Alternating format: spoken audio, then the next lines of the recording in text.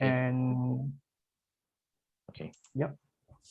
Okay, so so if you're ready, I will start. So welcome everyone. It is my pleasure to have Professor Tan Meng-Chwan here with us to give a public talk. So before we begin, I will give the introduction of the speaker. Professor Tan was formerly a major in the Republic of Singapore Air Force who completed his part-time PhD with NUS in 2007. His thesis was endorsed by Einstein's successor to the greatest theoretical physics of our time, Edward Witten, a well-known name among everyone here. So Witten also invited Prof Tan to the Institute of Advanced Study in Princeton, which was Einstein's old stomping ground, to be the postdoc member from 2007 to 2008. Professor Tan then went on to the prestigious California Institute of Technology as a postdoc fellow in 2009, before returning to Singapore to join NUS in 2010, where he was swiftly promoted to the associate professor with tenure in 2014. He's also the founder and leader of the NUS String Theory Group, which is Southeast Asia's first and only string theory group, and is also the Assistant Dean of Science. And he's here with us today to talk about string theory in 21st century mathematics. So Meng-Chwan, over to you. Thanks, Yan King, for firstly the invitation to speak at this nice event, and also for the very nice introduction. I will speak about today, what I will speak about today is string theory. I will give a pedestrian introduction to string theory and its impact on our understanding of the universe, and also its role in 21st century mathematics. I understand from Yan King that there are mathematicians in the audience. So this was supposed to be a layperson's talk, but nonetheless, for the mathematicians, I think towards the end, the last quarter of the talk, you will be able to see some very nice formulas, which I think will resonate very much with you. And as for the rest of the lay people, not to worry, I will explain things in the most simplest terms possible so that you wouldn't be lost. Okay, so let's get on with our talk. Okay, so to give an outline of what I will speak about today, first I will tell you about physics before the 1980s, way back from the 1600s, starting from Newton. Okay, so Newton was in some sense, the pioneer of many things that we are going to talk about today, essentially mechanics. And then we will explain why there is a need for unified theory in physics.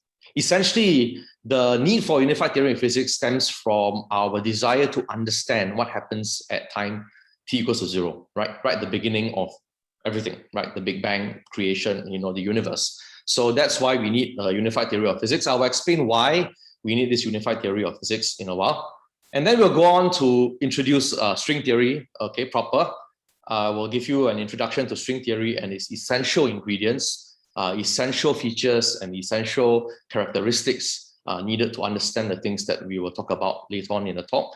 And then I will go on to talk about string theory and the universe, right? So how essentially string theory and cosmology, the universe in the sense of where we came from, how it all started, how it will end, what explains, how do you explain dark energy, why is gravity so weak compared to the other forces, and how string theory can afford an explanation for such things that we observe about our universe. And so up to this point, this part here, there'll be no mathematics. Okay, so you don't need maths to actually describe or to explain string theory. Right? Ultimately, it's still a physical theory, right? So you require intuition, you require physics intuition. The ideas are not mathematical.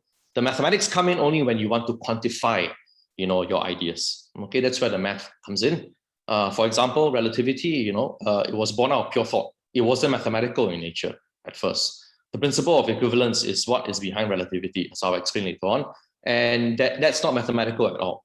Riemannian geometry, which is the mathematics that is being used, by Einstein to quantify, relativity. Now that's mathematical. So math is the language of physics, but physics is the story and math is the language in which you're writing it, right? So that's the way to understand what physics is about. So to tell you the story, I don't need the math. Okay, so to tell you the ideas, I don't need the math until I really need to make an idea concrete, and then you will see the math. So up to this point, we don't have any math yet. And then, of course, this talk, as is titled, String Theory and its Role in 21st Century Mathematics, I'll show you all the math in its entire gory detail, okay? Presumably you would be impressed by what you see here.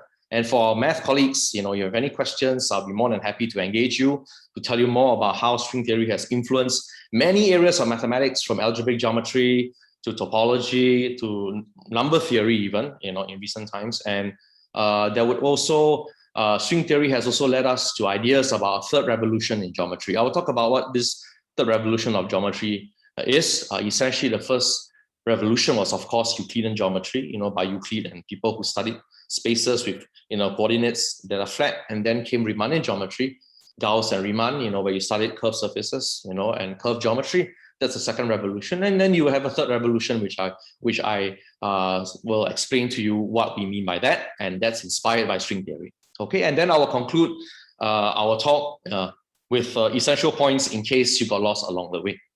All right, so this is pretty much what we will speak about. Okay, so physics before the 1980s. Why 1980s? Because 1980s is the time where string theory came about. So we want to explain, or I want to let you know more about the physics of things in physics that we understand before string theory came about. Okay, to the 1600s. Okay, sorry, I one caveat, just one equation. Okay, just one. Right. So I said no mathematics up to that point. Just one equation. It doesn't matter if you find it too complicated. We don't really need that for now. Okay, so Newton's theory of gravity, 1687. So Newton, observed and therefore formulated his theory of gravity as such. There are two masses, okay, small mass m and big mass m, and then there's a law of attraction, right? So gravity is attractive. So if you look at, say, the sun and the planets around the sun, okay, so because of this attraction between the sun and the planets can go around, the sun. Okay, so if there wasn't this force of attraction between the sun and the planets, then the planets will be flung, away from the sun, and they won't go around in the solar system like that.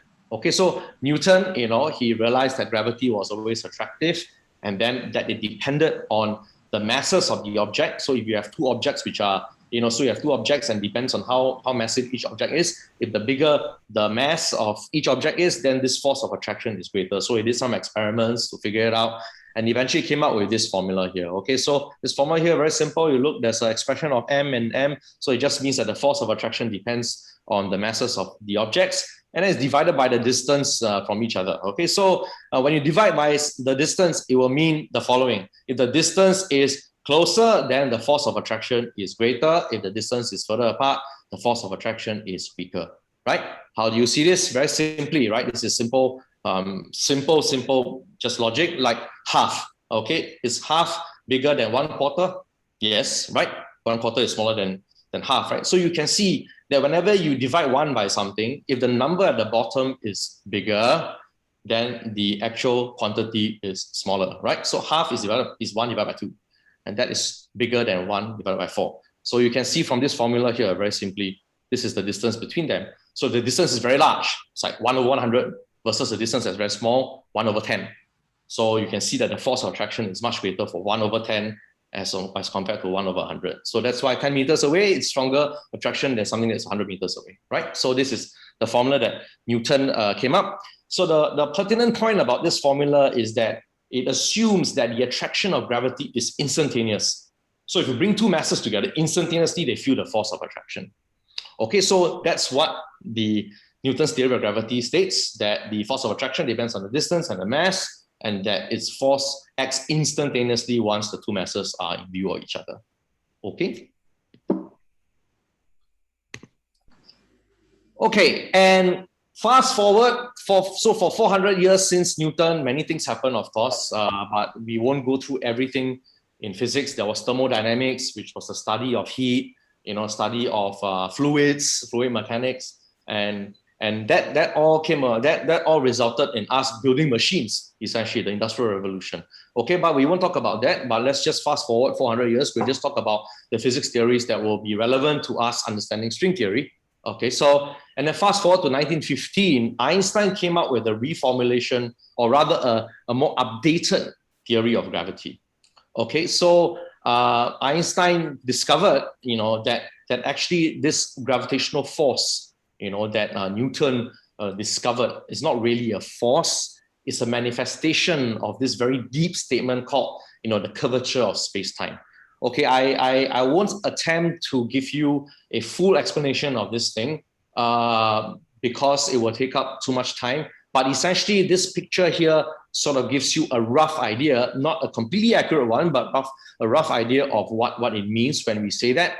So he's saying that gravity is not a force, okay? And therefore, the attraction that you see, or the orbits, the curved orbits that you see of planets going around the sun and so on and so forth, aren't exactly due to a force, but rather due to a curvature in the arena of all things that happen. So this is like the arena, which has a coordinate of space and time. And if you have a star here, right, which is very, very massive, for example, it will cause the space-time around it to curve. So for example, the sun, if you look at the sun here, the presence of the sun would curve space-time around it, okay? And then such that any other smaller planet or an object that's coming close to the sun, its path will be deflected simply because of this curvature of space-time. So you can see that, the force itself, the gravitational effect itself is not due to a force per se, because it's due to a curvature of space-time. And that could help explain, or be consistent with Newton's observation that it acts instantaneously, because the curvature is just there, right, instantaneously. And so, if it was a force, it will need some time to act. Forces cannot act instantaneously. They need some time to propagate. So in this sense, you can see that gravity can act instantaneously, and that's because it is not interpreted as a force, but rather something which curves space-time around it, which was there at the outset, and therefore, if you see its effects, it happens instantaneously. Okay, so this is Einstein's theory of gravity. I've oversimplified many things. It is a beautiful, beautiful theory. It was born out of pure thought, and the crux of the theory is called the equivalence principle, and that requires no mathematics. It just requires one to intuitively perceive the equivalence between acceleration and gravity, and it's a beautiful theory. So I can't resist, but I have to say this, even though it's a slight digression. So for the layperson, the theory of equivalence just means the following. Let's say you are in a bus, okay, and when the bus turns left, you tend to feel this force that pulls you to the right, correct? And if the bus turns right, you feel a force that pulls you to the left. So before Einstein, Newton understood this feeling of going in the opposite side as being due to inertia. Inertia is your tendency to still want to go in a straight line when the bus turns. So just imagine if you want to go in a straight line and the bus turns left, then naturally you feel like you're being pulled to the right, and vice versa, right? If you want to go in a straight line and the bus turns to the right, sorry? Yeah, so and the bus turns to the right, you feel like you're going to the left. So that's Newton's idea of inertia. But Einstein discovered a more refined, more updated understanding of that phenomenon. So what he's saying, according to the principle of equivalence that he discovered, is that if the bus turns left, which means the bus's frame is accelerating to the left, it creates a gravitational field inside, to the right. So what's pulling you to the right is actually gravity. Okay, so that's the principle of equivalence. Then acceleration of a frame generates within the frame itself, an equivalent gravitational field that is in the opposite direction, right? So that is Einstein's theory of principle of equivalence. And you can see there's no math involved. It's just pure intuition that he came to understand this thing. Okay, so yeah. So that's the idea and the crux behind this whole curvature of space-time thing, gravity. So that's 1915, very long time ago. So we have come a long way since, okay? And then let's fast forward. So between 1915, then quantum mechanics came in the 20s, and then quantum field theory came in the 30s. So quantum mechanics would be, so relativity was the physics of things which are very large, the planets, the sun, the stars, things which are galactic in size, right?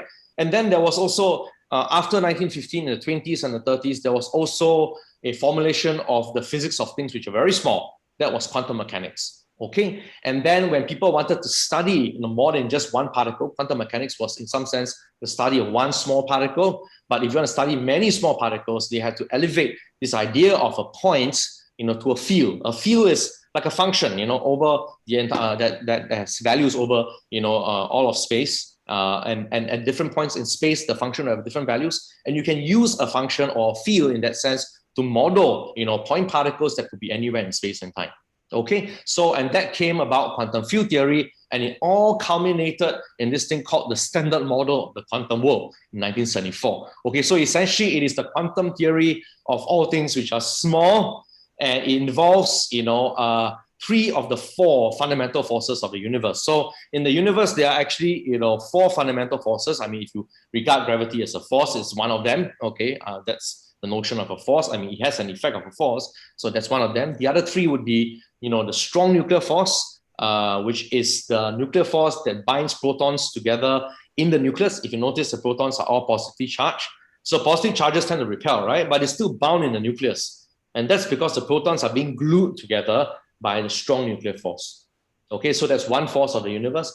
Electromagnetism, that's something that we're all very familiar with, right? So you take a magnet, that's magnetism. You know that if you use, some copper wires and you pass a current through it, you can also generate, magnetism. So electricity and magnetism are electromagnetic forces, and that we know we can observe it in real life. So that's the second of the 4 forces of the universe. And then the third one is what we call the weak nuclear force. And there's some nuclear processes that involve radiation, beta decay, and these are the more, sort of subtle forces that are involved at the atomic level. Okay, so and then gravity is the fourth one. So the Standard Model of the Quantum World is essentially a framework that tells us everything about the quantum world, about the atom, okay, the electrons, the protons, and the smaller bits that the protons break into, which are called quarks. So you see this very complicated table. Not to worry, you just have to listen to what I say.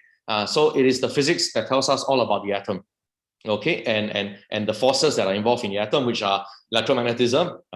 Where is electromagnetism in this sense? Electron is negatively charged, proton is positively charged. So that's electrical charges, and then so you have forces between them, and then that's electromagnetism, right?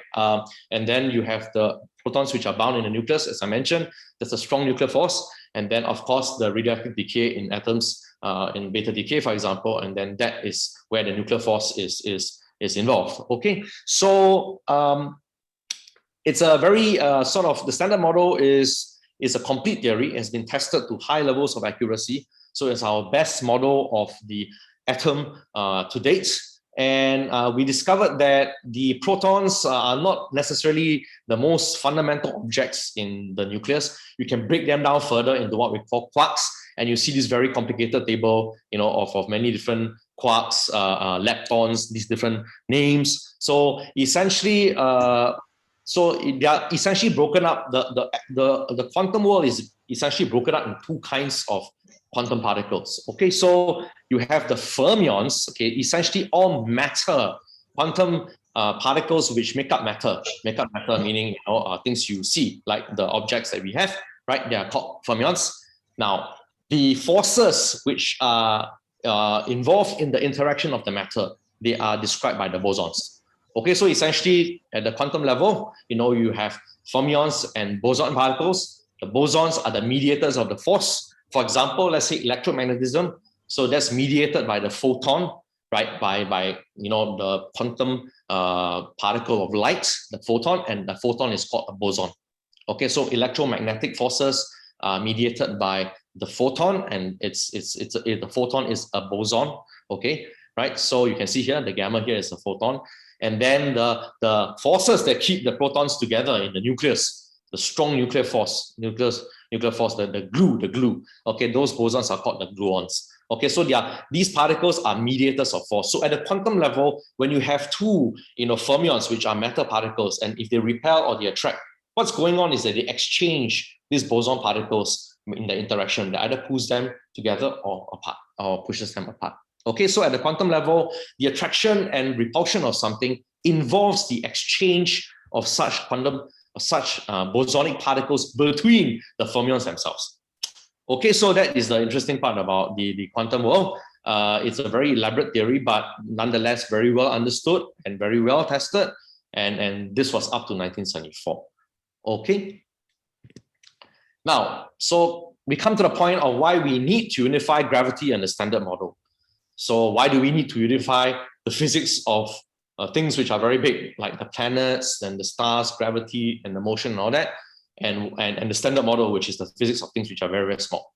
Okay, so the reason is the following, right? So at the beginning of time, at the beginning of creation, okay, so if you follow the Big Bang theory, space-time started from a single point where gravity and quantum forces were therefore comparable. Okay, so what do I mean by that? Now, today, let's say if you take a pin and you put on a table, right? Just a regular pin, and then you put a magnet over the pin. What happens? The pin gets attracted to the magnet, right? Do you realize one thing that's going on right here? Now, the magnet is so small, right? It's within, you can just hold it with your fingers, right? The Earth is so large. So you can clearly see where the force of attraction of the pin is concerned. An Earth that is so large, cannot, attract the pin more greatly than the magnet can. So you can see that actually the force of attraction by gravity is much, much weaker than the magnetic force, and therefore the electromagnetic force. Okay, so in the usual situation of day-to-day observations, gravity is a very, very weak force, and therefore we can ignore it, right? So if, let's say, if you want to make a Mac, you want to make some device, a semiconductor, or you want to study like graphenes, for example, or some topological insulator, some materials that are very exotic, you don't have to consider gravity into the picture. You don't have to account for it, because it's very weak compared to all the other three forces, that we observe in the universe. So you don't have to care about it. Now, that changes radically when the following happens.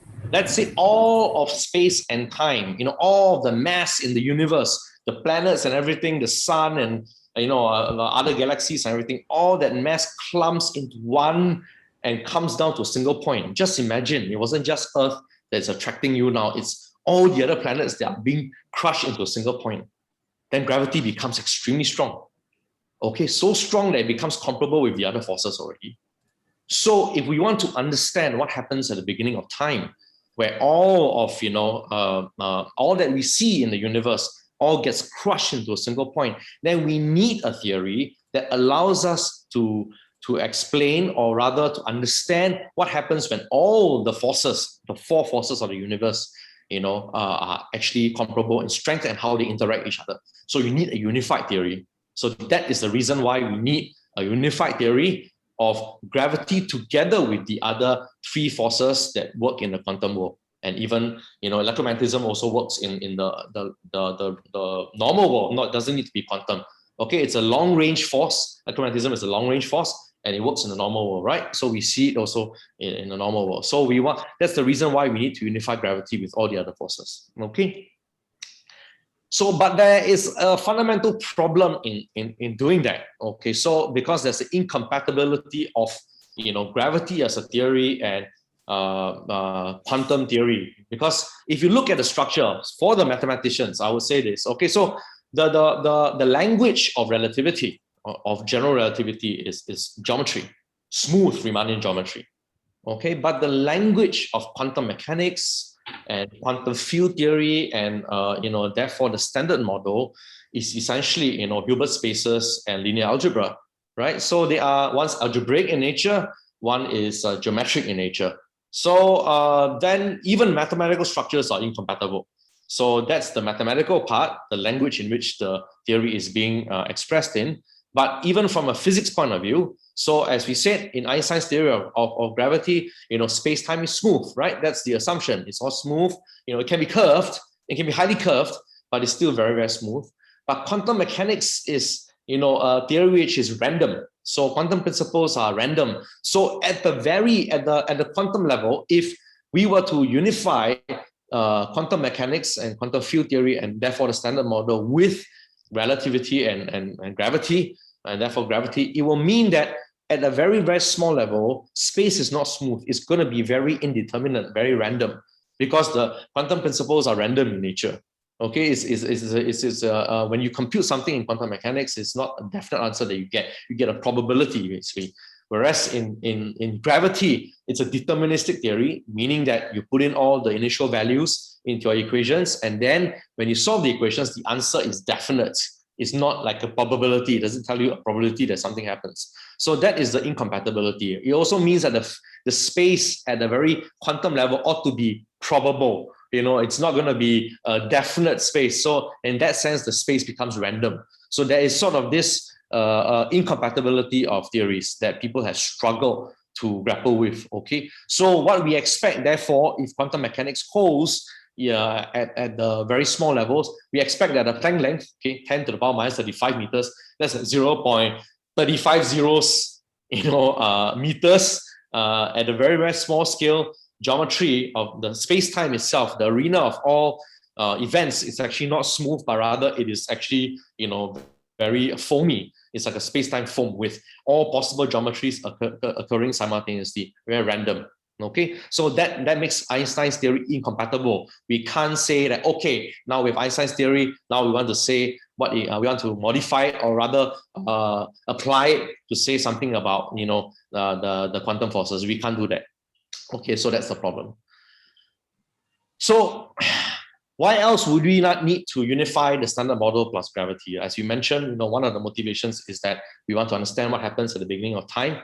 Okay, so just more reasons why we would want to unify the standard model and gravity.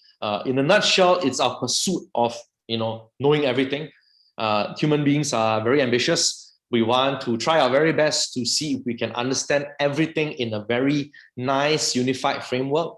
Okay, so as I mentioned earlier on, the strength of coupling of gravity becomes comparable at other forces at the beginning of the universe, where it was Planck size, meaning if all things become crushed. Okay, so gravity needs to be unified with the standard model if we wish to understand the origins of the universe, as I already explained.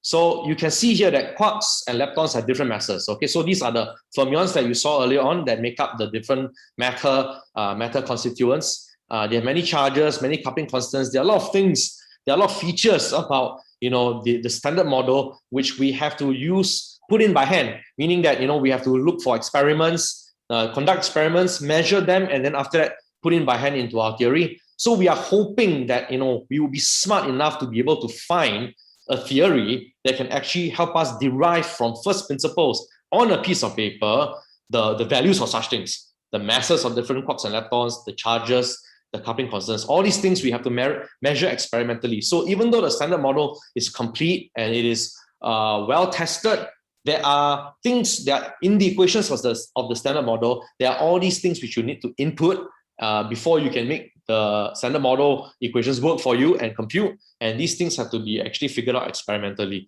So we hope that, so definitely the standard model is not the last word, because we hope to be able to find an even deeper, more fundamental theory that will allow us to even derive such things from first principles. Okay, you will see that string theory is our best hope in actually finding something like this, as I will explain soon. Okay, and of course, if you look at the particles and interactions, it is not unreasonable to expect that they might be a manifestation of the same fundamental identity. Again, chasing the holy grail of the ultimate thing, right? We hope to be able to say that, okay, whether you are a quark, a lepton, or boson, you are all manifestations of one single fundamental entity, and indeed that can be satisfied when we start talking about string theory. Okay, so. And even the idea that fermions and bosons, they should all be unified, so that there ought to be some kind of framework that allows you to sort of unify fermions and bosons too. And we will explain what this potential candidate of a framework is. Okay, so let's just summarize a little bit of the history of unification.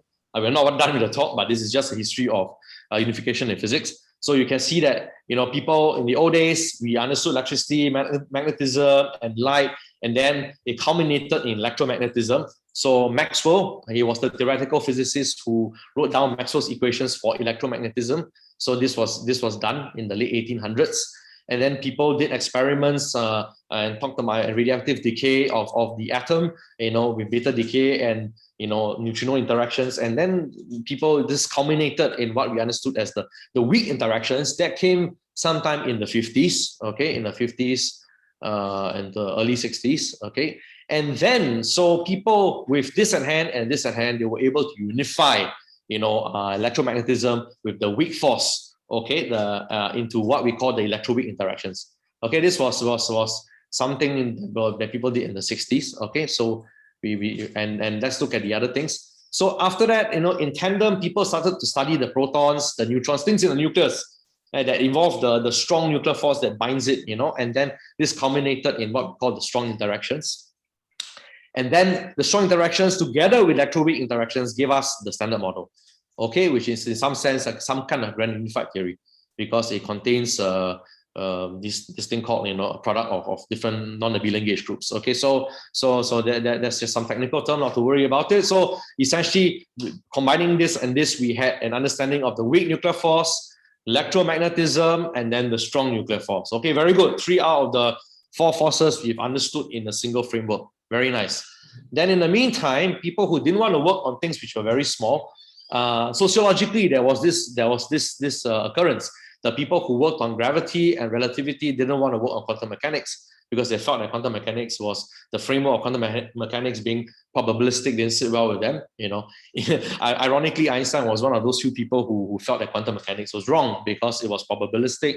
And there was a very famous phrase that he said, "God does not play dice." Okay, so he sort of, wasn't such a strong advocate for quantum mechanics. Then the people who worked on that, continued to unify these theories of gravity that we know. So terrestrial gravity is essentially gravity of like, the stars and everything at the terrestrial level. Celestial mechanics is about, how planets go around the sun and all those things, and then the mechanics of the motion of planets. And then space-time, okay, so this two combined into universal gravitation, which was what Newton studied and formulated, okay, and then came Einstein, who realized the role that space-time geometry played in gravitation, and then together with insights that Newton got, he formulated general relativity, which I explained to you just now. You can understand gravity not as a force, but as a curvature of space-time, the arena itself, and therefore its effects are instantaneously felt, unless, gravity waves of course need to propagate, but if they're just there on its own, it is just there at the outset, and it's instantaneous in this sense. Okay, so we are then left up to the 70s where we had general relativity, and then we had the standard model, and then people wanted to unify these two models for reasons that I've already explained, and that's where string theory comes in. Okay, so that is, there are other candidates to unify gravity with the other forces, but our leading candidate for this unification is string theory. There are other competing theories which have achieved some success in their own way. So loop quantum gravity is one such alternative theory where people attempt to quantize gravity. So they want to understand gravity at its quantum level, but they have not been they weren't successful in trying to incorporate, matter into it in a way that looks compatible with our current observations. So there's some problems over there. So our leading candidate for such unification is string theory. Okay. And if you remember, we talked about, all the particles, they ought to be a manifestation of a single entity, right? If we were to find a unified theory. And so even the fermions and the bosons, the fermions are the quantum particles that make up matter, and bosons are the quantum particles that are mediators of the force, right? Between the matter themselves. And so there has to be some kind of framework, that will unify or to regard the fermions and bosons as one. And such a concept is what we call supersymmetry. So at the same time where unification happened in the 70s, when this happened, and when people were trying to sort of just before string theory, around this time in the mid to late 70s, there were people who worked on this concept of supersymmetry to unify the fermions and bosons. Okay, so and through this supersymmetry, you can relate fermions and bosons, and they are in this framework, in this understanding, in this theoretical framework.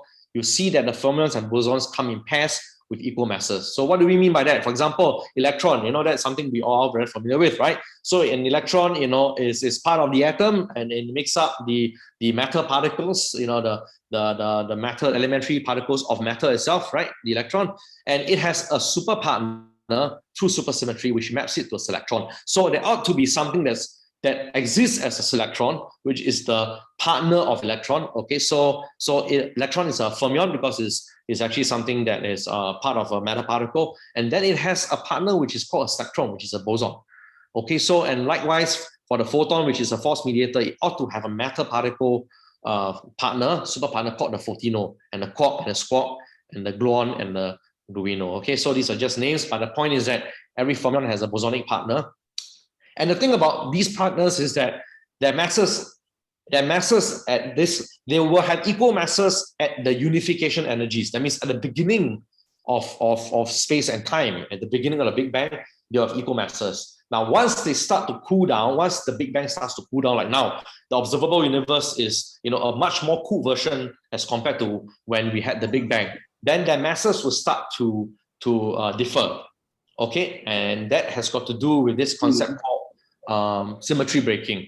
And then that results in the masses of the partners being much higher. So if we want to see these guys here, we must conduct experiments that are very high energy, and therefore they collide at very, very high energies such that you can see these partners. So some of you might be wondering why we need such high energies to see, such things. Because if you remember this very famous equation by Einstein, E equals to mc squared.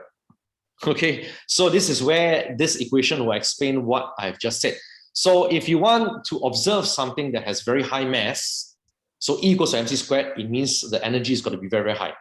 Okay, so the partners, the super partners of the electron, photino, quark, and the electron, the photon, the quark, and the gluon, they all have very, very large masses. So to see them, to see that they manifest, you will have to generate experiments that have a lot of energy. And then you can see them appearing. Okay, so at current technologies, we don't have such energies. So then one might ask, how then do you see these partners if you can't, see them in the lab? Well, we can observe galactic events, in the sky, in space. Okay, so galactic events have such energies. You're talking about huge planets, huge black holes that collide, those kind of things, right? So we can observe and try to use very clever ways to indirectly see if we can observe such things. But on Earth itself, till today, we are not able to generate such energies to see the superpartners yet. But nonetheless, it gives us hope that this framework allows us to unify fermions and bosons, and that's something which we will keep in our arsenal of techniques that we will use to formulate string theory. Okay. All right. So I'll go on to string theory and unification. Should I stop for questions, or Meng-Chwan, or should I just continue so that we won't be taking too long? Maybe you can continue for now. Anyone with questions can type it in the chat or chime in, I guess. Yeah. So yeah. Okay. So please continue for now. Okay. All right. So we come to the main gist of the first part, which is string theory and unification, right? So we're given the motivations for unification. Now let's talk about string theory. So what is this string theory that you hear all the time? So it's a word that's been said many times, uttered here and there. String theory essentially is a theory about strings. Okay, it is actually a string.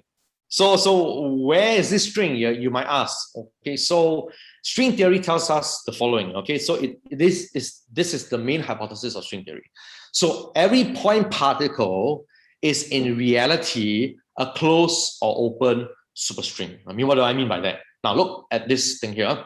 So if you trace the path of a point particle, say an electron, or a proton, or a neutron, for example, and which we have, up to this point, up to the 80s before string theory, we've understood them to be points, right?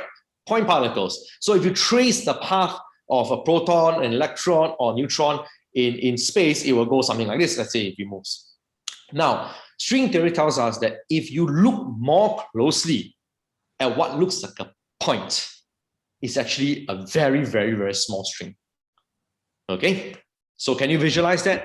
So in order for you to understand what I just said, just take a pencil, okay, and then draw a very short dash, say on the wall, or take a marker and draw a very short dash on a whiteboard.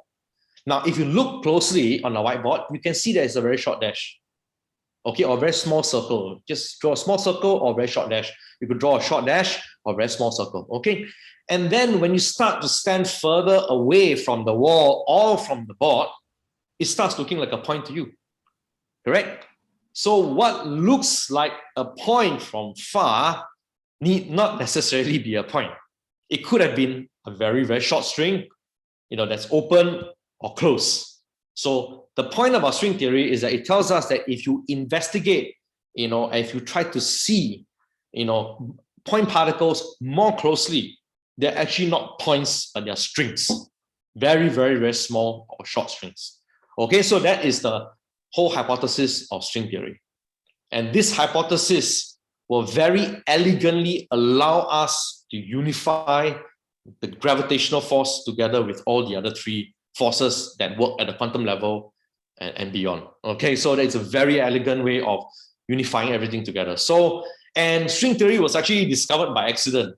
So we are not so smart, human beings aren't exactly very smart. We didn't say, oh, yeah, the intuition is if I thought if the point particle wasn't a point, but rather it's a string that we will be able to unify things. No. It was discovered by accident. So people couldn't explain something when they studied the strong interactions in the late 70s. And then some guy said, since we run out of ideas, how about I just imagine the point particle to have an extra dimension? So he didn't see it as, the point particle being a far distance image of something that actually is a string. He said, let me just extend it, to see what theoretical results we could come up with. And then in so doing, he and another guy's collaborator, Shirk and Schwartz, they realized that, that they could actually have the graviton. The graviton is like the quantum particle of gravity come into the picture, and that was a discovery by accident. And that was the birth of string theory. It was discovered by accident, actually. Okay, so, and let's continue the story. So the nice thing is that it was, it allowed us to unify everything. It was discovered by accident. So we're smart, but we weren't so smart, but we were lucky. And so we found something. And so if you look at a point particle that from far, actually, if you look at it closely, it looks something like this. Or it could also be something like this. So depending on whether the string in question is an open string or a closed string, this is what you will trace out, in space and time. So in this case, what looks like this could have been something like a tube, or what looks like this could have really, if you look at it more closely, something like a sheet. Okay, so we have open strings and we have closed strings. And remember, we had this notion of supersymmetry, right? Because we wanted to sort of have a single entity represent even the fermions and bosons. So we formulated what was called the superstring. Okay, superstring is the string theory which incorporates the features of supersymmetry in it. I'll explain what this means. Okay, so superstrings. So let's talk about the fundamental postulates of superstrings. So a superstring has both bosonic, so you can understand it really like a string, like this. Yes. Okay, you can understand it like a string that vibrates.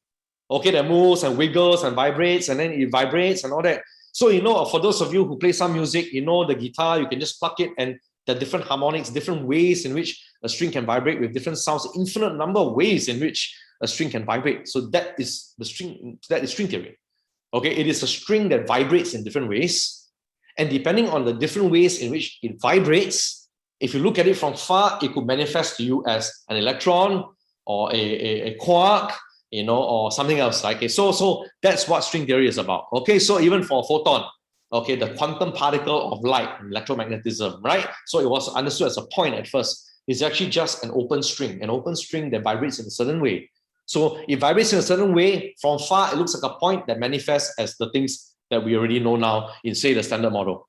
That is the beauty of string theory. It's able to produce for you the things that you observe in the universe, even when we can only see things at the point, see it as point and not any finer than that, the resolution. Okay, but what we have is a superstring because we want to eventually find a unified theory that can incorporate both the fermions and the bosons into a single framework. So a superstring has both bosonic and fermionic qualities of freedom. Okay, so bosonic, well, there's nothing new to that. It just means that if you take a string and you move it across each other, for example, you cross the strings, the positions will just be, as stated, right? Let's say if you move a string from 5 meters to 10 meters, and then move one string from 10 meters to 5 meters. Okay, so bosonic degrees of freedom just mean that they obey the usual observations of things, objects that you understand. Now, fermionic qualities of freedom mean the following. Okay, so it means this. If you look at a string, a regular object is such that if you turn the string, if you turn something around once, you see it back where it is again. Okay, so Now, if it has fermionic degrees of freedom, it means the following. It's very odd. You need to turn it twice before you see it back again. Okay, that's the weird thing. Or you could also just turn it halfway and you see the same thing again. So you turn it one full circle, you see it repeat itself twice. Okay, that's got to do with this thing called spin. Okay, half integer spin. That's the technical terminology for it. Okay, so when a superstring has fermionic qualities or degrees of freedom, it means this, that when you actually turn the object around, one round, you see it repeat itself twice, basically. Or you need to turn the object twice, before you see it back again, which is very odd. Okay, it's very, very odd. You take anything, a book or whatever, you turn it around once, you see it back to where it is. It comes back to the same position. Okay, so that is what it means. Okay, to have fermionic degrees of freedom. So the strings can be open or it can be closed. Okay, and then they will give different things if it's open or closed.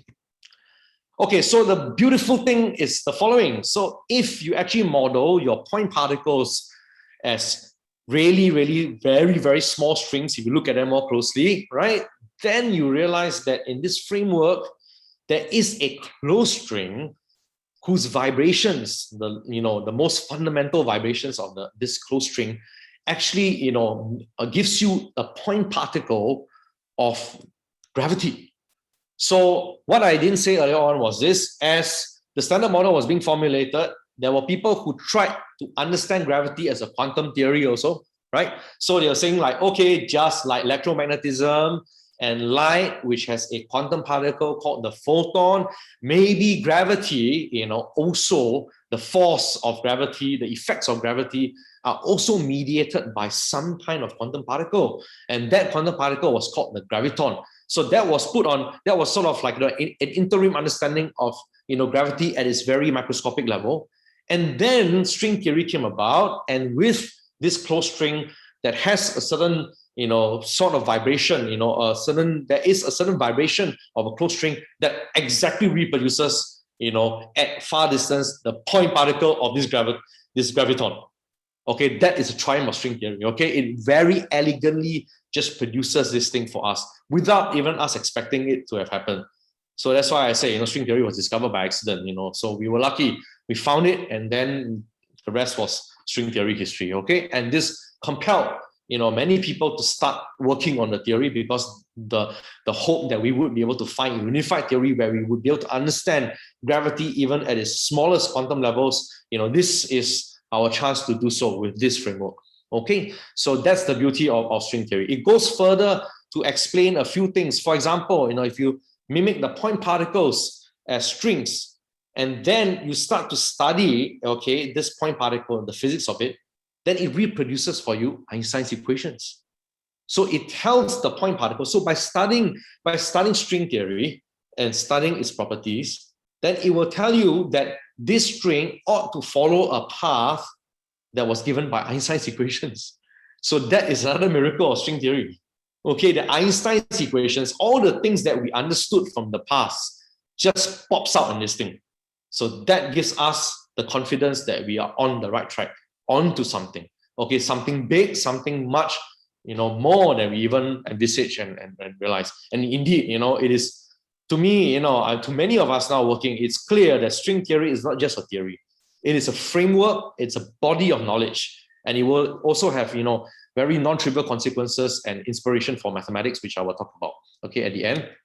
So, and the nice thing is, or rather the interesting and the very surprising thing is that superstrings tell us that the universe is not just 4 dimensions, 3 of space, X, Y, Z, and time. It's actually 10 dimensions. 10 dimensions, okay? So very, very interesting. It tells us that the universe is actually 10 dimensions. Of course, we have various theories on why we only see 4 dimensions. Okay, we will explain that in a while. So people first formulated this thing called the quantum bosonic string, okay, without the fermionic degrees of freedom, as a small step to understanding string theory. But already from here, we could see the graviton come out. And even from here, we could see Einstein's equations coming out.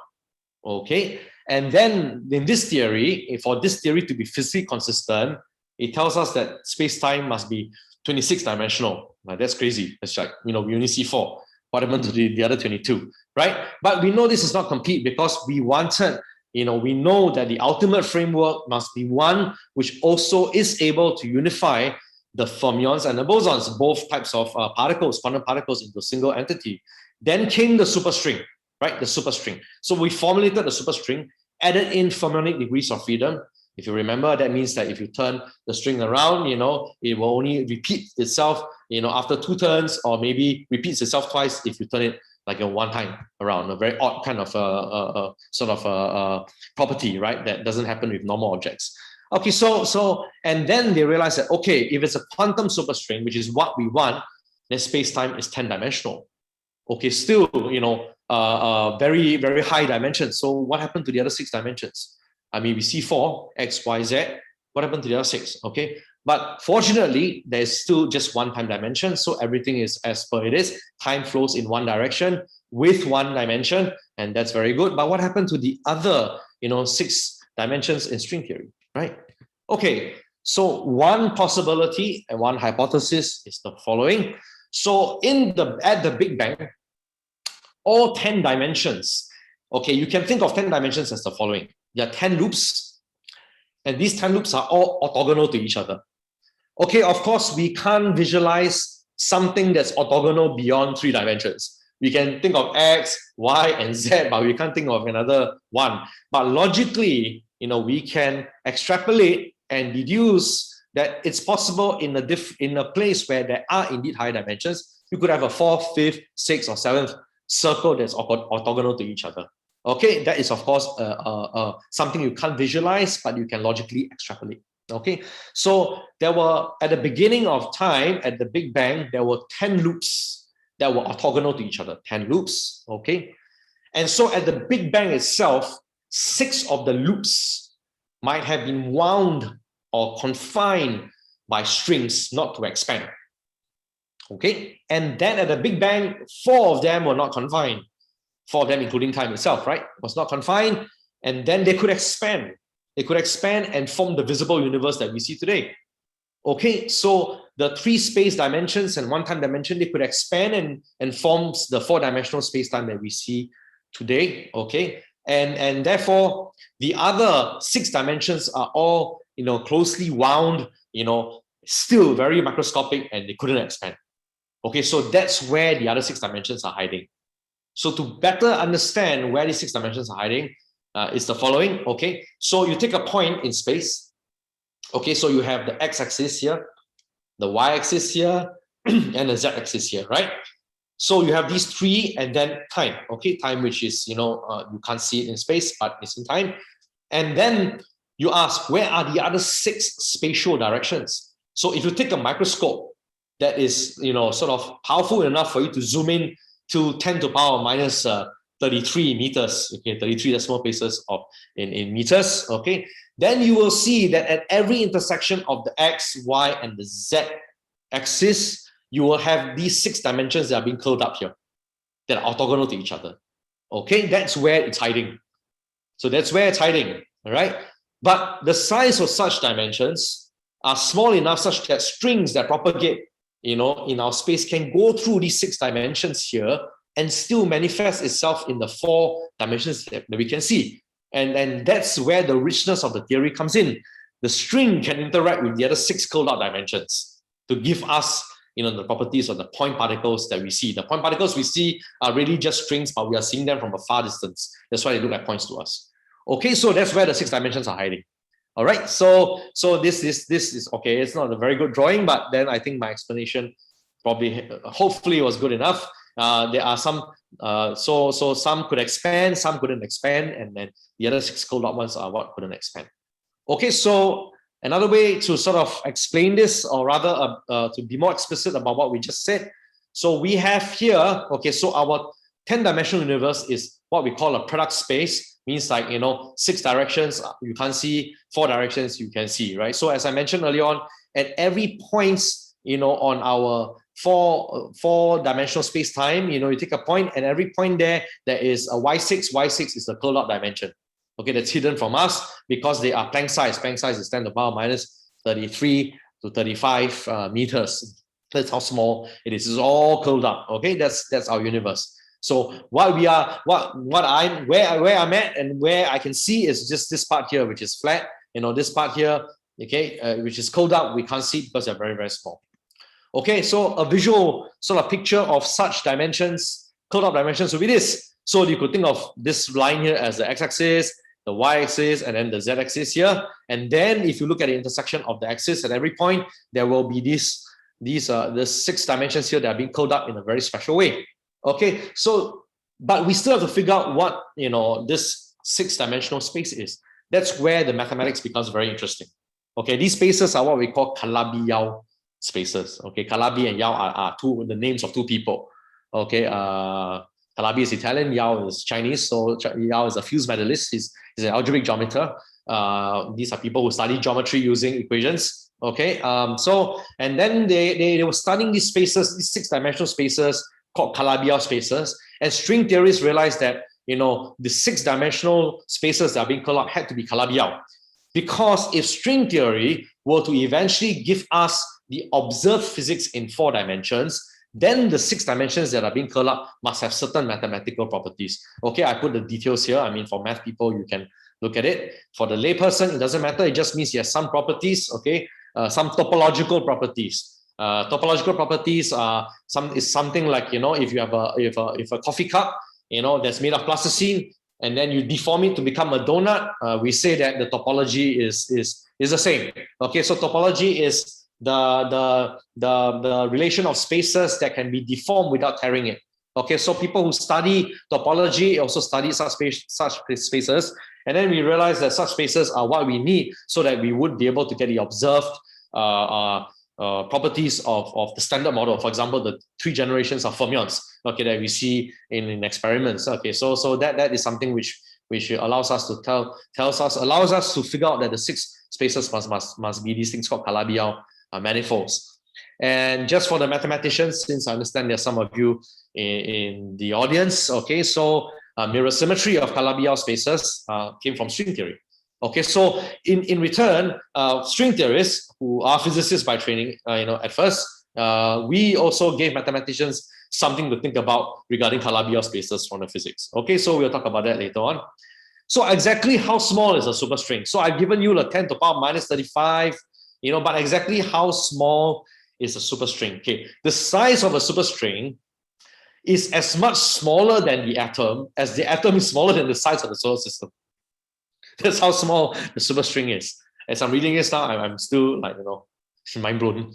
Okay, the size of the superstring is as much smaller than the atom as the atom is smaller than the size of the solar system. Okay, that's how small 10 to the power minus 35 meters is. Okay, it has this thing called string tension. If you will, that's almost like the mass, and it has 10 to the power of 39 tons. That's like very heavy, right? Very massive. And then based on E equals to mc squared, what does that mean again? It means that you have to conduct an experiment which has very, very massive amounts of energy before you can break everything down to the fundamental superstring. Okay, that's what it means. That's what it means. Okay, so when viewed at small enough distances, all elementary particles can be seen to actually be made up of strings. So this, you have a visual picture of what I said just now. Okay, so these are the up quarks and the down quarks that we saw earlier on. The quarks, the point particles that make up the point particles that make up the things in the nucleus, right? So they're all points. We all sort of understand them as points, but if you use a microscope, then you can see that they're actually made up of strings. Composite strings, possibly. Okay, so strings that are composite, strings that can be alone, so that kind of thing, right? So the photon is like a lone string, and these quarks are made up of composite strings. Okay, so that's exactly what string theory is about. It really is actually a physical string. Okay, so then how, if strings are so small, how then can we, have any chance of even verifying its presence or understanding it better through experiments? Because it's so small, and when it's so small, you need to use a lot of energy so that you can break things small enough to see it. So is there any hope at all to observe the presence of superstrings? Yes, there is. Okay, because remember, at far distances, superstrings essentially look like point particles, and so if we can observe the point particles and find some features which are something that's out of the ordinary, it will imply something for the theory of superstrings. So you can, in that sense, indirectly, observe the properties of superstrings through the point particles that we can see. Okay, so the smallest distances that current experiments can presently detect is about 10 to the power minus 22. That's still very, very far away from 10 to the power minus 35, right? So we don't expect to experimentally detect the superstring in the near future, at least on Earth.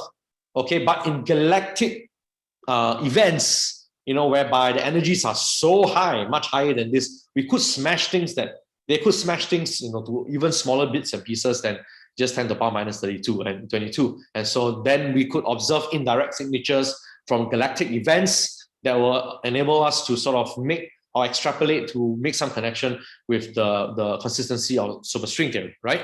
Okay, so as I mentioned earlier on, how can we see anything from a superstring of almost zero size? The answer lies in the lowest energy superstring vibration modes, which at large distances will appear as point particles. Okay, so if you look at strings, right, they can vibrate. So they can vibrate very, calmly, or they can vibrate very, vigorously. So when they vibrate very calmly, the energies are low.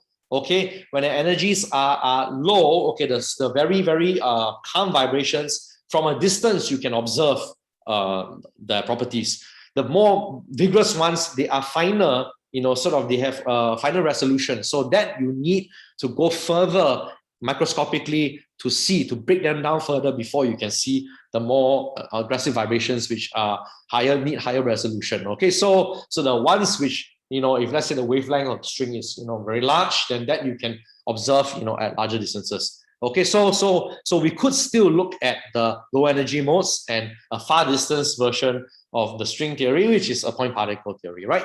So for example, the photon, right? So the photon is essentially the quantum particle of light that we can observe. It's everywhere in the universe. It's a long distance propagating quantum particle, right? Because it is massless, so it can go very, very far. And so if you look at the photon itself, it is actually still, it's an open string. So if you want to understand, the properties of open strings, and you would be able to you could study any deviations of certain properties that you see of light, especially in galactic events, and then from there ascertain whether you could use that to actually test the validity of string theory. Okay, so it's a very rich, this thing which we at first thought would be just one single theory ended up giving us 5 consistent superstring theories. Okay, so as we were finding ways to make sense of that one string theory, we realized that, hey, there could be other possibilities of superstring theories. So then we come to this realization that superstring theory is not just a theory, it is a framework. So it's a framework whereby there are sub-theories in it, whereby you could then construct other theories from the sub-theories.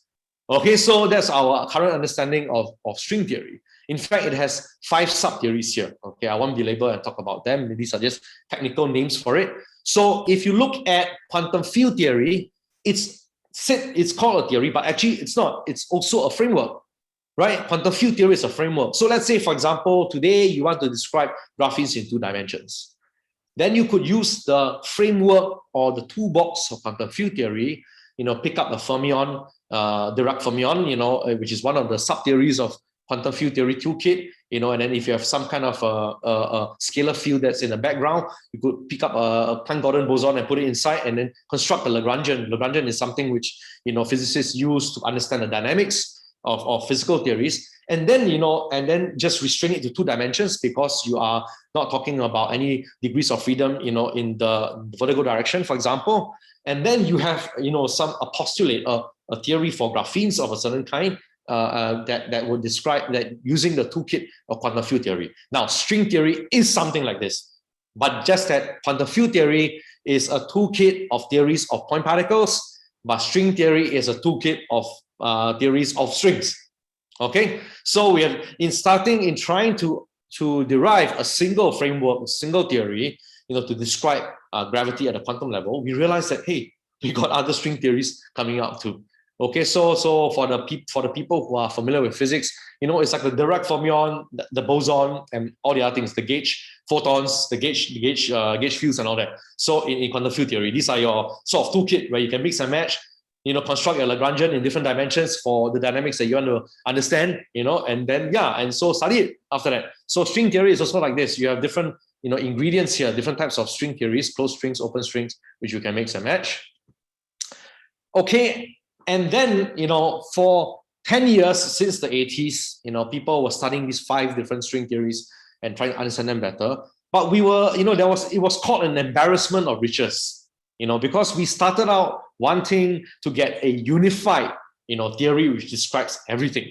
But we ended up with a toolkit, of different sub-theories which really didn't, help us towards, a unified theory that could describe everything. But that all changed in 1995, okay, with Edward Witten. So Edward Witten is our leading string theorist of our generation, our leading theorist of our day. And he discovered in 1995 that the 5 different string theories that we see here were all just essentially lower dimensional, 10-dimensional incarnations of an 11-dimensional single theory called M theory. So our pursuit of a single, unified theory ended up, with M theory. Okay, so M theory is our single unified theory. So you could think of it as, there hasn't been an analog in quantum field theory. In quantum field theory, we still have, all these sub-theories that can mix and match, but there isn't a unified one. But in string theory, there's actually a unified theory in 11 dimensions called M theory. And if you take one of the 11 dimensions in M theory to be small, such that the theory becomes 10-dimensional, then you would be able to get any one of these 5 string theories in 10 dimensions. Now, then what's this guy here? 11D supergravity. So again, M theory also contains things that are like strings. In fact, they contain branes.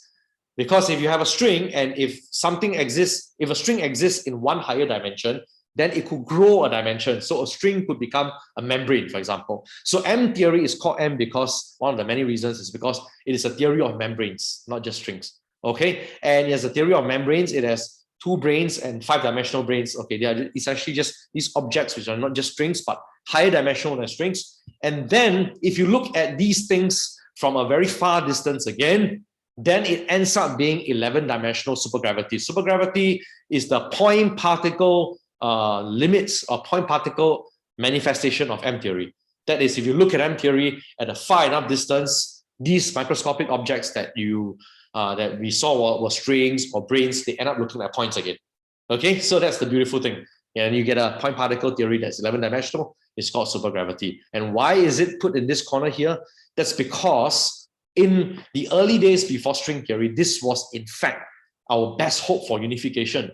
Because up until that point in the standard model, people only knew quantum field theory because it was sort of accepted that the most elementary building blocks of nature were point particles. That was quantum field theory, right? And so people tried to unify gravity, into the standard model with the gauge forces, and then came supergravity. That was our sort of the frontier of trying to unify gravity with the standard model. It was 11-dimensional supergravity. I didn't talk about it because it was quickly superseded by string theory in the early 80s. But up until, say, the late 70s and early 80s, this was the guy. But 20 years after that, voila, we have an M theory, okay, which is sitting at that unifies all the different string theories. And then we see that M theory, in its low energy limit, is exactly the supergravity theory that people were studying in the late 70s and early 80s. That was our best hope for unification. So this is in some sense another further sort of proof, or vindication that we are really, really on the right track. Okay. So string theories are related by dualities. I shan't belabor this point, but the point is that it's very rich. So as I said, 11-dimensional M theory is the mother theory or the membrane theory that's able to link. These arrows are dualities, meaning that they are physically dual, okay, to all the other string theories in 10 dimensions. Okay, it's a very busy slide. Never mind about them. Just remember, note that the arrows in red just means that the theory itself can be related by dualities, physical dualities to all these different theories. Then there's this F theory here. Now, this F theory is not a physical theory. I put it here, just to let you know, how far research has actually gone. Okay, so there are some people who say, hey, maybe it's not just 11 dimensions, it could be 12 dimensions. But then, we realize that, okay, this is just an auxiliary theory. Okay, so this is not really a physical theory itself. It ends at 11 dimensions. But I stated it here just to show you that we could use, an auxiliary theory in higher dimensions to actually study lower dimensional theories. Okay, and This exemplifies the utility of dimensions, of extra dimensions, even if they were not physical. If you just postulate that something has high dimensions, it gives you additional degrees of freedom to enable you to study the actual physical theories in a lower dimension. Okay, so in fact, this concept of using extra dimensions to study, to be able to sort of have a more unified view of things in lower dimensions started with Kaluza and Klein. Okay, so shortly after Einstein discovered general relativity in 1915, there were people who wanted to unify, even Einstein himself wanted to unify gravity with light, right? So electromagnetism. So he tried to do that and unsuccessfully he couldn't do that. And then Kaluza and Klein. So these two guys, one of them was a mathematician. Sometimes it's good to actually hear what math people have to say, because mathematicians, unlike physicists, they're not bound by physical laws. So sometimes they can be more creative than us when it comes to doing certain things. And so, so Kaluza, I think Klein was a mathematician. He said, well, I mean, why can't we just consider a 5-dimensional universe? Let me add an extra circle on it. And by doing so, even though at that time it wasn't understood to be physical, by adding the 5th circle, he was able to unify, gravity and electromagnetism. So Einstein's equations in 5 dimensions, when the 5th dimension was small, could actually give you the photon and the graviton in 4 dimensions, so that's the utility of extra dimensions. But of course, there are physical limits to the number of dimensions, and that's constrained by physical consistencies, and which I won't belabor you with because that's just technical. Okay, it's got to do with anomaly cancellation. That's a technical term for it. And so only 11 dimensions, we see it truncates there. So this 12-dimensional theory is not a real theory, but nonetheless, it exemplifies the sort of the concept of extra dimensions being useful for us. Okay, so strings, how do we understand them, and how do we understand their scattering? So before strings, we had point particle scattering, right? This is what we call a Feynman diagram.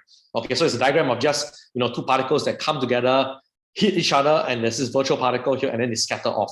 So before string theory, we use such diagrams, okay? And there's some problems with such diagrams, which I'll explain in a while. So now, if the point particle itself is not a point, but rather a string, then you replace this diagram with this, correct? Because it's not a point anymore, right? So there are strings. So for example, if there are closed strings that scatter, so they come, instead of points, they form a sheet. They don't form a line anymore. They form a sheet because they are strings, right? So they form a sheet and then they scatter off like a sheet like this. Okay, so you can see. So instead of, just drawing, schematically, like, something like this for point particle scattering, two particle scattering, the string itself, what happens is that you see like a hose here. So what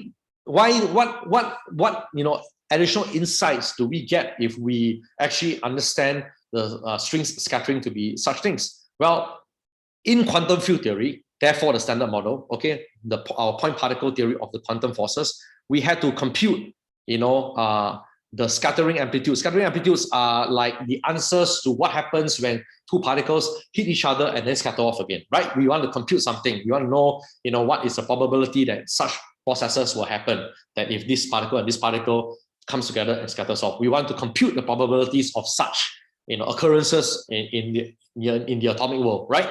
Okay, so then we have to work with such diagrams.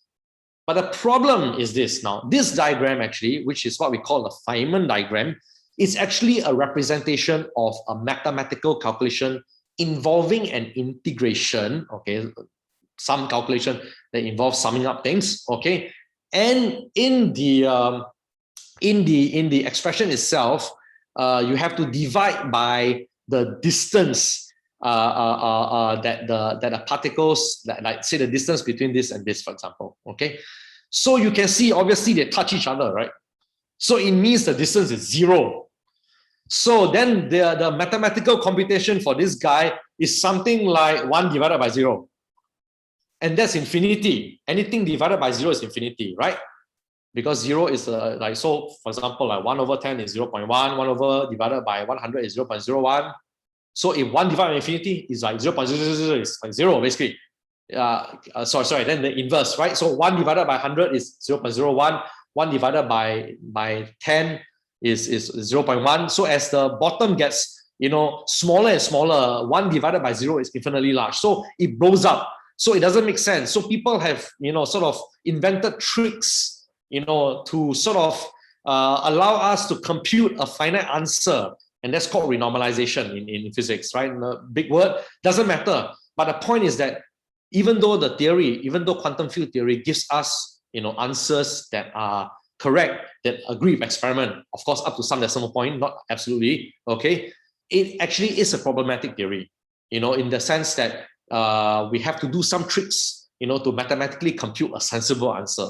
So, and people didn't really understand, why we had to do that. Eventually, there was some condensed matter theorists who told us that what you're really doing when you avoid that 1 divided by 0 thing is to look at the point particles far away such that you don't see them touch each other, for example.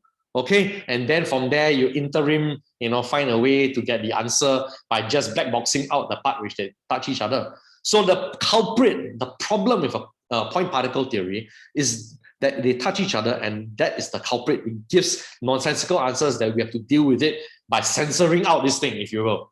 Okay, censor out the thing, if you will. But look, in string theory, there's no such thing. There is no place where a point meets, because there's no point, basically. They're all surfaces. There's no point.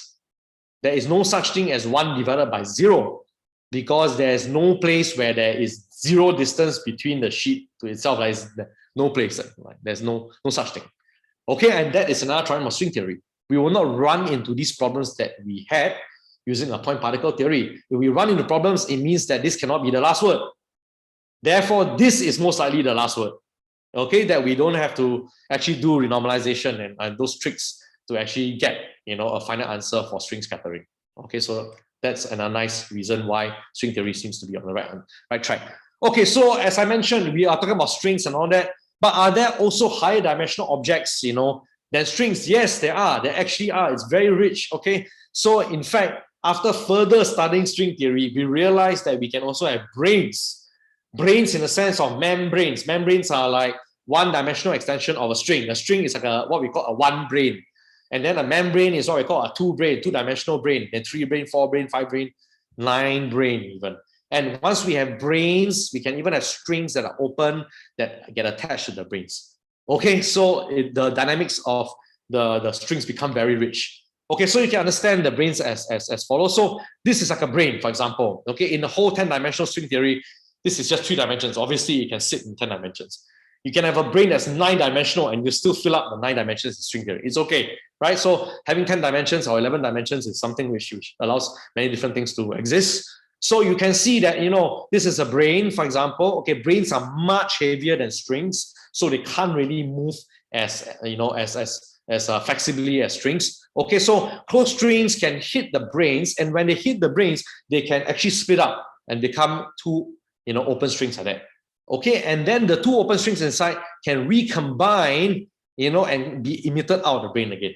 Okay, so this is how the strings interact with the brains. Okay, essentially the strings are lighter because they are less dimensions, they are lighter, and so then the brains are more massive, they don't move around as much, and then the strings can actually interact with them in such a way. So the strings can go in, break up, come back, form back in again, and then come out again from the brain itself. Okay, so you can also have situations whereby the strings don't just go in and out, but then the strings are, say, open. Closed strings will split and go in, but open strings can just end on them. So these are like open strings ending on the brains, for example. Okay, brains can also end on each other. So these are brains, these are brains, these are brains. They can also end on each other. So there are many different permutations. The theory is very rich. And then you can see here, this is like a menu of the different string theories and the kind of brains that we can see. Okay, so brains exist. So that is the point, not just strings.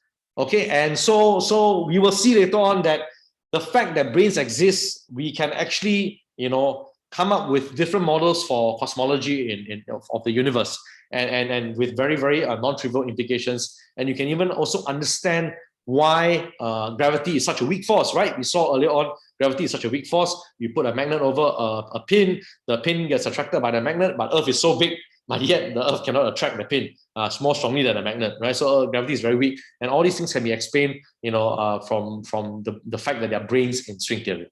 Okay. Right, so let's continue and go on with string theory and the universe. This will probably be the most interesting part to the general public audience, I guess. Okay, so remember that we saw the 6 dimensions that were very small and curled up. Okay, so we assume that they were small and curled up and therefore invisible to the naked eye, right? But there are actually 2 possibilities. We also have to contemplate the possibility that actually in the first place, they were not small, meaning that there was no Big Bang. Okay, so Big Bang, a lot of things seem to point to inflation and therefore the Big Bang. But we also have to contemplate the possibility that there was no Big Bang because we haven't understood what really happens at time t equals to 0 yet.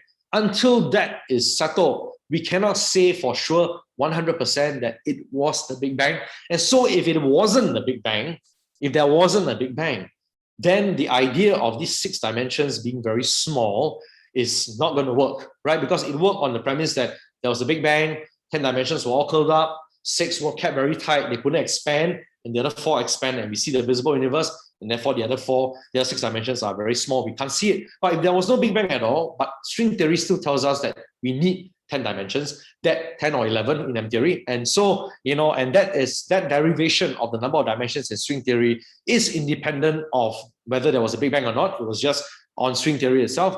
Then what happens if it's not the Big Bang? Then it will mean the following. It will mean that actually the other 6 dimensions are as large as our dimension. Okay, so it's not necessarily small. So what do I mean by that? Now look at this. It means this. It means that, well, in string theory, we have brains, right? So our universe is what we call a 3-brane. 3-brane means 3 spatial dimensions, X, Y, and Z, right? That's what we observe, okay? And 1 of time. So we call it a 3-brane. Now, so we are like living on this 3-brane, okay?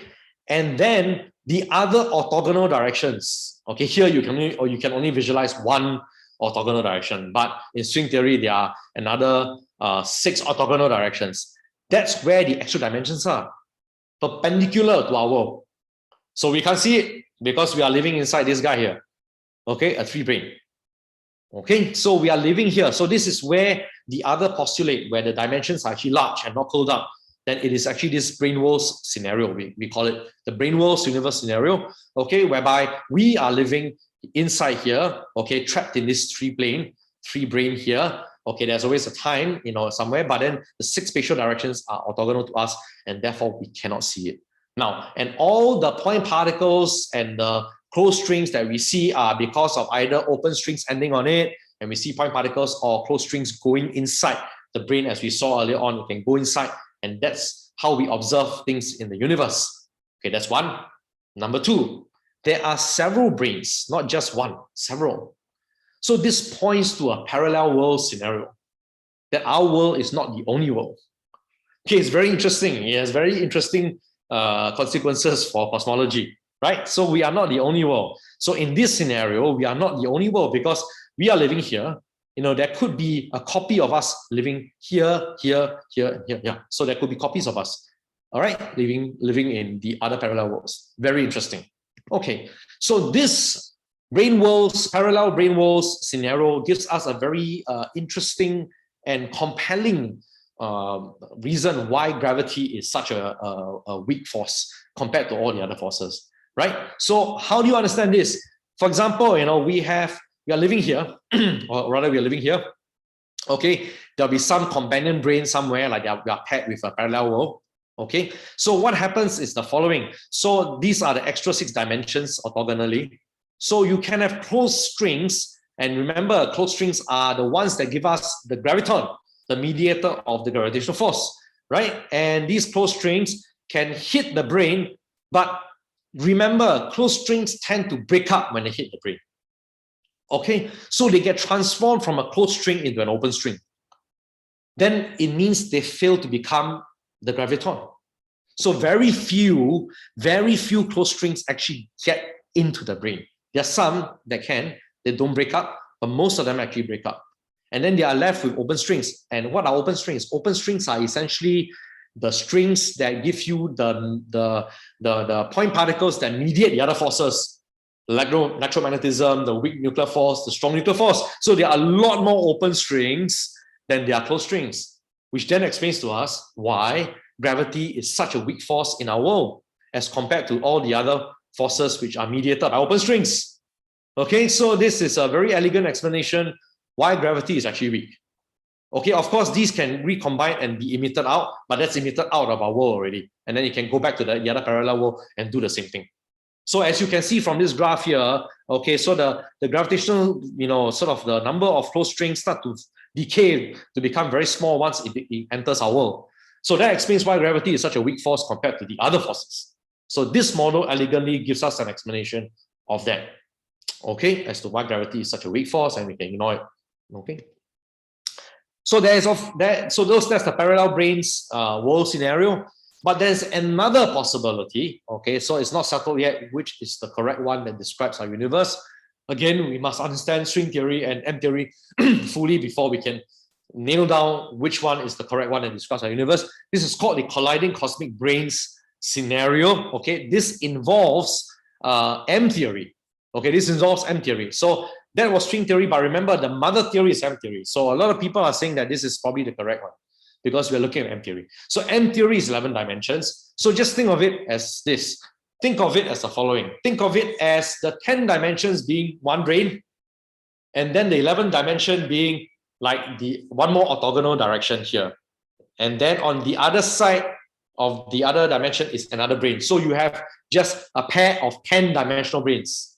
And in that 10-dimensional brains, the space is exactly like what we said earlier on about the 6 dimensions being very small, and the other 4, they are not big.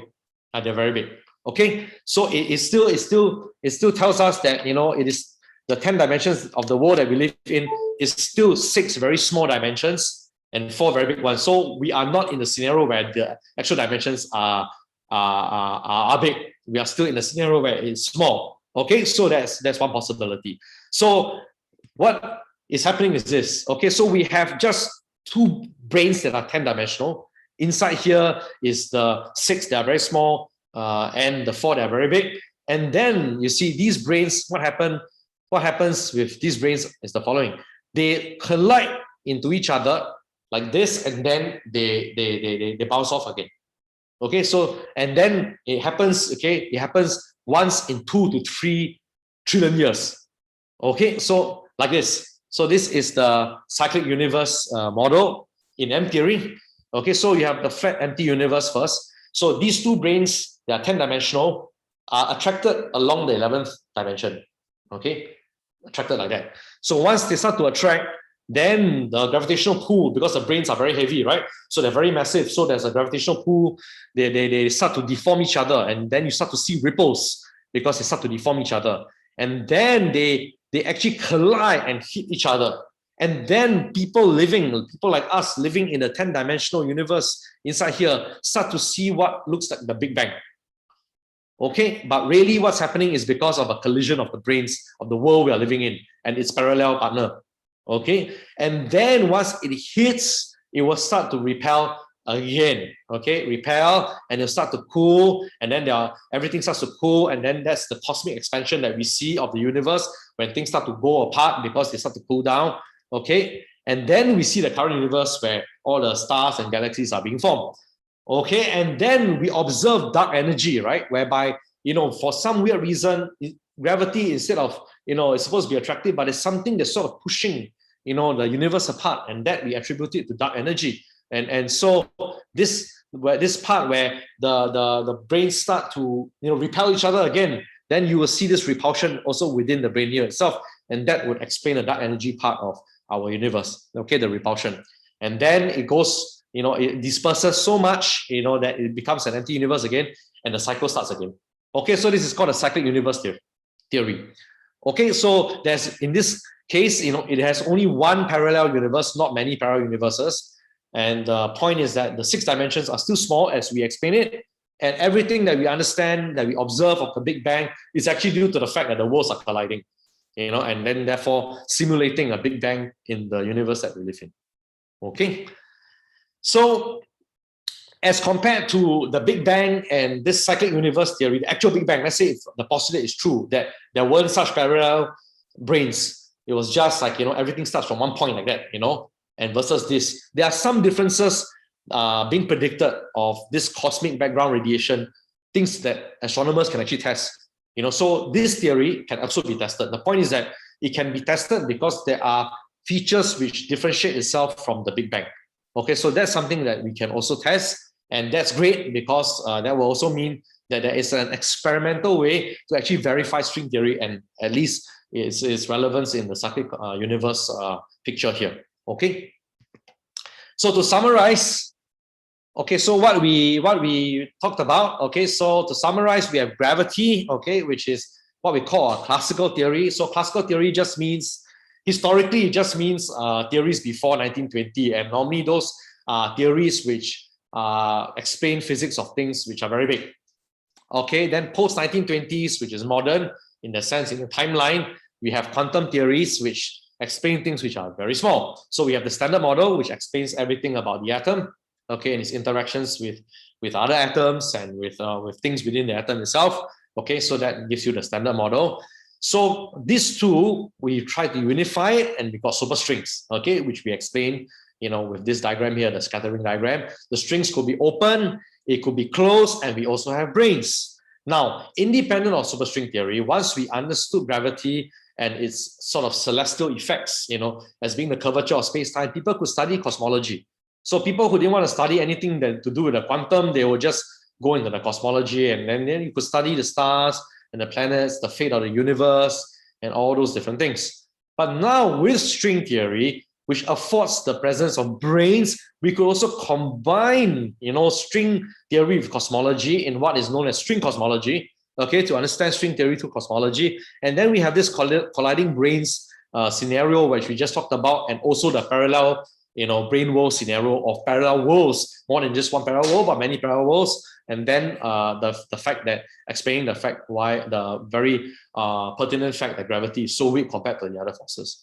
Okay, so you can see it's a beautiful theory. This allows us to sort of unify our two fundamental pillars of physics, and these are the description of string theory and how it can also tell us about the universe and cosmology, okay, which is the question, since the dawn of civilization, how did we begin? How will it all end? Are there parallel worlds? Where do we go? I mean, if you talk about metaphysical questions about where we will go after we die and all that, then you must first understand, are there other worlds, essentially? Are we alone? Are there other worlds out there? And superstring cosmology affords insights into such things. Okay, once we figure everything out, then there will be a finalized answer to this. Okay, so before I go on to the next part regarding mathematics, I guess, are there any questions? I think, yeah. There's one question from the audience. Okay, the question is it possible for the string to escape from the three brains? Then our world has no force. Yeah, so not every single one escape, like completely escape. Some will be trapped. The open strings that came from the closed strings that open up, right? That will be trapped. Some of them will be trapped. Not everyone will come out. So that's why we still notice the other three fundamental forces which are mediated by open strings. So not everyone will leak out. But then there are experiments that are trying to prove the presence of extra dimensions, right? So they are trying to experimentally test whether there's a leak. So there will be leaks, but the leak will not be absolutely like to zero, such that there are no forces at all. Does that answer the question? I think so. Kahing. Yeah. So I mean, if you say there are no forces at all, it means that there are absolutely no open strings in the brain. Zero. Okay, then there'll be no mediators of force. But that's not possible because there will be some strings that will still remain within the brain, the open strings. But nonetheless, there will be leakages of such open strings outside. As we saw, the open strings can form closed strings and they can escape. So experiments that people want to do to prove the presence of extra dimensions are along these lines, whereby they want to see if these forces, right, the strong nuclear force, the weak nuclear force, electromagnetism, whether there is any leak, out into the extra dimensions. So that's what people. This happens at high energies, lah. Yes, of course, high energy effects that like accelerators and all that, they're trying to find it. Yeah, because you see, again, stringy processes requires us to have a magnification of the string dimension. And therefore, it means you must have a high energy process to be able to see such effects because you are probing smaller scales, microscopic scales, of space-time. Yeah. Okay. So at a point particle level, you probably can't see it because this leaking and all that, you can only see it if you have a resolution to the level of the string dimension. Okay, you can see the extended dimension of the string. And so then you need to use processes which are high energy to actually see that something that's extended can actually leak out, right? So that's where you need the higher energy process to verify it. Yeah. Okay. One more question from the audience. Jia Cheng said is that only the closed string that can travel between two brains, or is it possible to have an open string travel between two brains? Sorry, hang on a second. I don't know why. Okay. Okay. So sorry, Yingkin, can you repeat the question again? Sorry. Yeah, the question is it only closed string that can travel between brains, or can open string also do that? Yeah. So when open strings, yeah, they can. So what happens is like here it's only closed strings, right? Traveling between the brains, right? And then it break up, right? Okay. Yeah. So what happens when you have an open string? This happens. When they meet the brain, they tend to end on it. Yeah. So for the open strings, they tend to break because they have no ends, so they can't attach themselves. They just hit and they impact and they break. Oh. So yeah. Right. So open strings can also travel. Yeah, they can travel in between this guy, but the minute they meet a brain, they tend to attach themselves. Yeah. I see. Yes, okay. Yes. Yeah. Thanks. Yeah. Yeah, I guess that's all the question I see from the audience for now. Okay. Yeah. Okay. So this is where the part with no mathematics ends. Okay. Right. I hope I mean I encourage everyone to stay, to listen to the next part. The next part is not gonna, it's just to tell you how rich the string theory is, the implications that it also has on mathematics, on cutting edge, contemporary mathematics. Okay. And that's what I work on. Actually, I specialize in that. So I consider myself a string mathematician. String mathematicians are essentially, of course, string theorists by training, and string theorists are physicists by training. But then we also study the physics to give mathematicians some new ideas and new inspiration for new mathematics that they can think about. Okay, so this is in some sense our a way of sort of contributing back to the community, by telling our math friends, what are the things that they can actually work on and think about. Ideas in math are very scarce. I mean, the problems to work on are very clear, but they're very hard. Some of them are very difficult to solve. Like Riemann hypothesis, everyone knows is a problem that's open, but it's very hard to solve. So in the meantime, people need ideas too, right? Need ideas, need inspiration, for things to work on. And this is where string theory has played a very, very productive role and a very crucial role in providing mathematicians with ideas of things to work on. And this is what I specialize in. Personally, I like the translation of the physics to the mathematics. Okay, so I like that. I find that very satisfying. And in some sense, when we are able to reproduce using string theory mathematics that is already known, not just new, but things which are known, for example, then in that sense, mathematics is my lab. Now, in the experimental lab, the physical lab, we don't have accelerators or things which have high enough energy to test string theory, for example, right? We said there's no way to test it.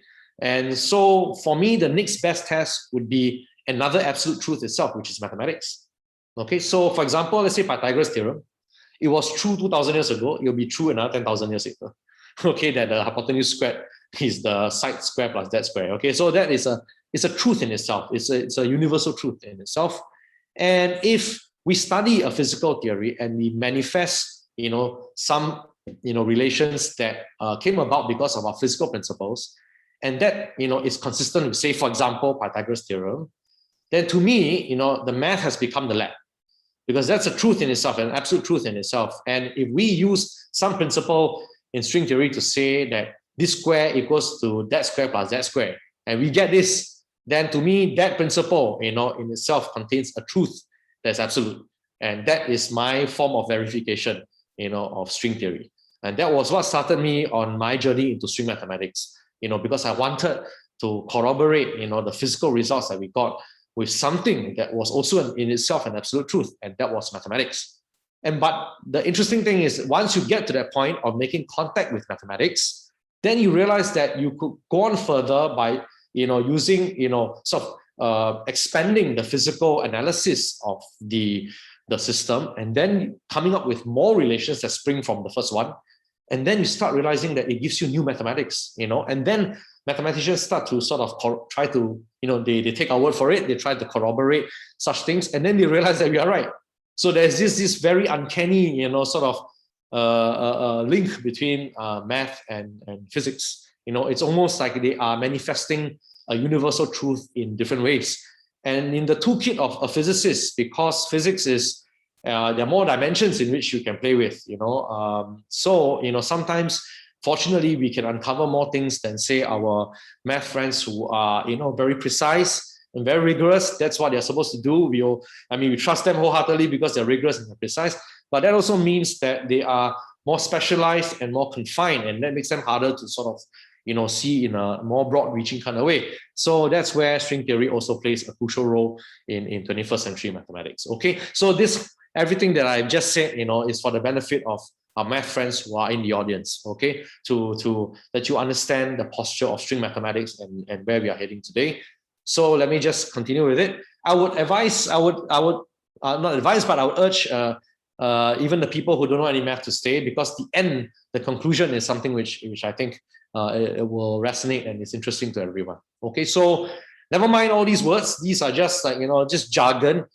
Ultimately, all these, difficult looking words are just jargon. Okay, the ideas behind them, if anyone can understand these ideas well enough, it can always be explained simply enough.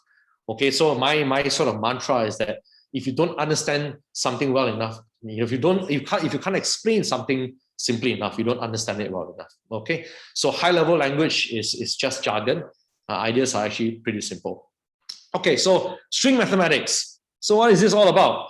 So research in string theory and its related supersymmetric quantum field theories. Related in the sense that if you look at a superstring, far enough, then it looks like a point particle. And if the string is a superstring, then it's a supersymmetric point particle, okay, which has a superpartner. Okay, so what we mean by supersymmetric quantum field theories, and it's related in this sense of the magnification in which you're looking at a string.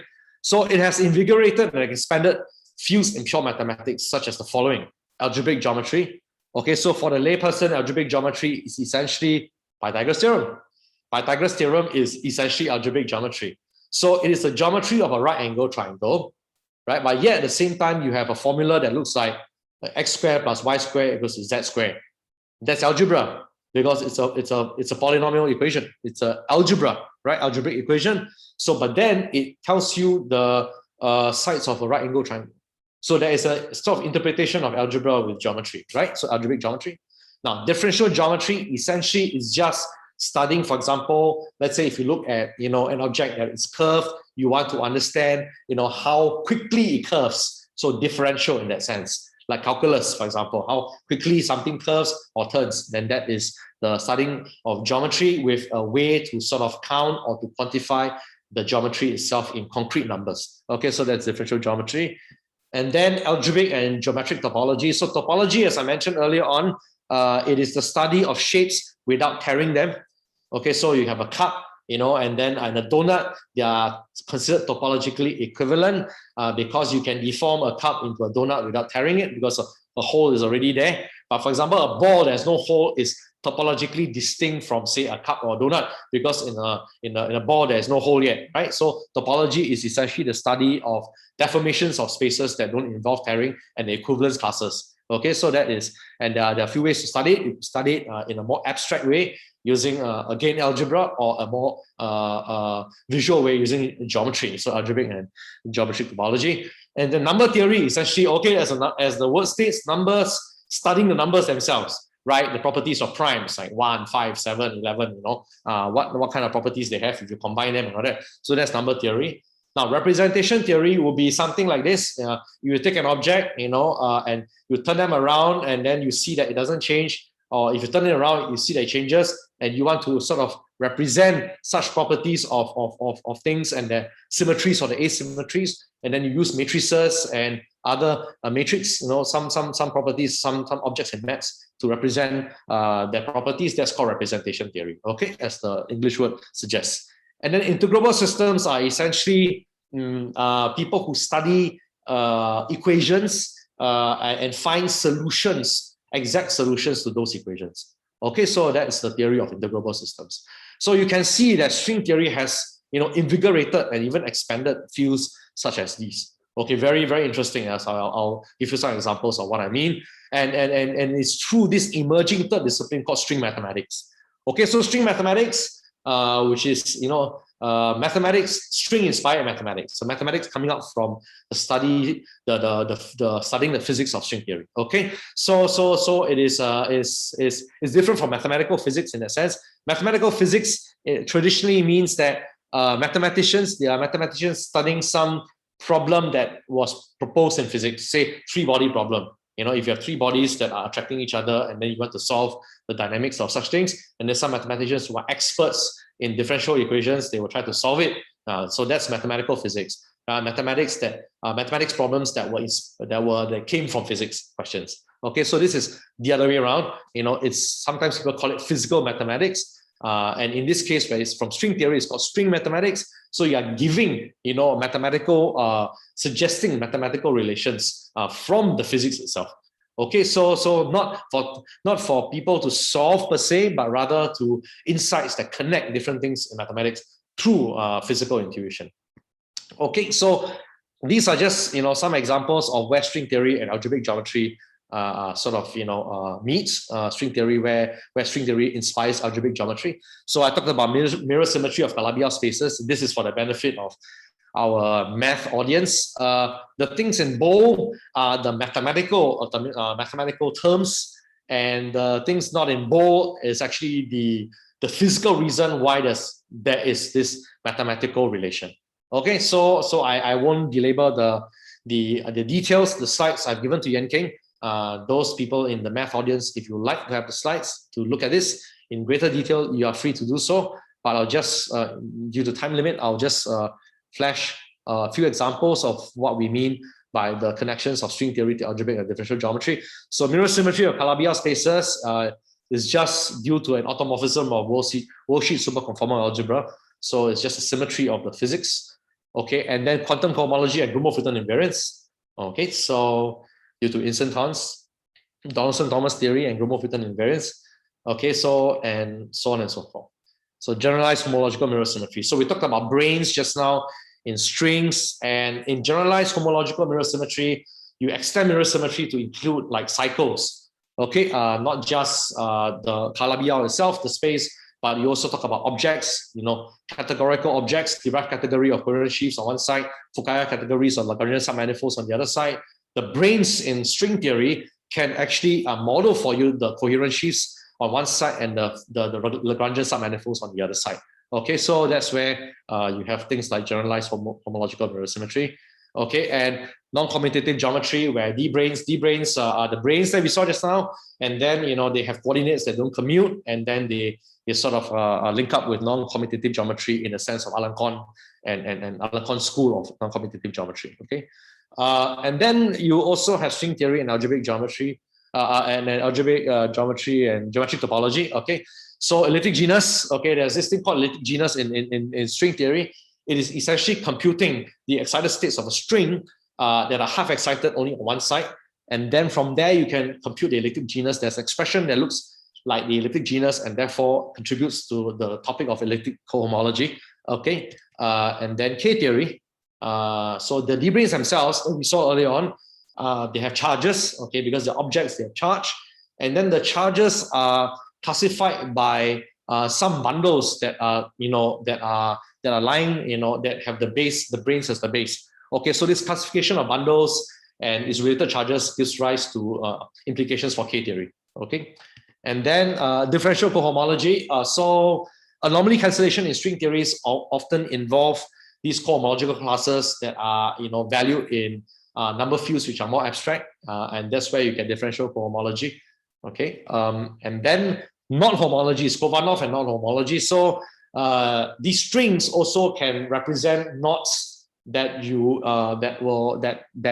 sit inside the brains, and then you can compute certain things that capture the physics of these strings. Okay, and then they would give you expressions that categorify the knot homologies. Like Kovanov, for example, Kovanov homology, right? It gives you what Kovanov did was to define a vector space from which, if you computed the index of a vector space, it reproduces for you the Jones polynomial of the knot. So that is the meaning of what it means to categorify a knot, the Jones polynomial. That is to give it as some index over a vector space. You're counting it over a vector space. To relate a knot polynomial with a vector space, we can do that also in string theory, as many papers have shown.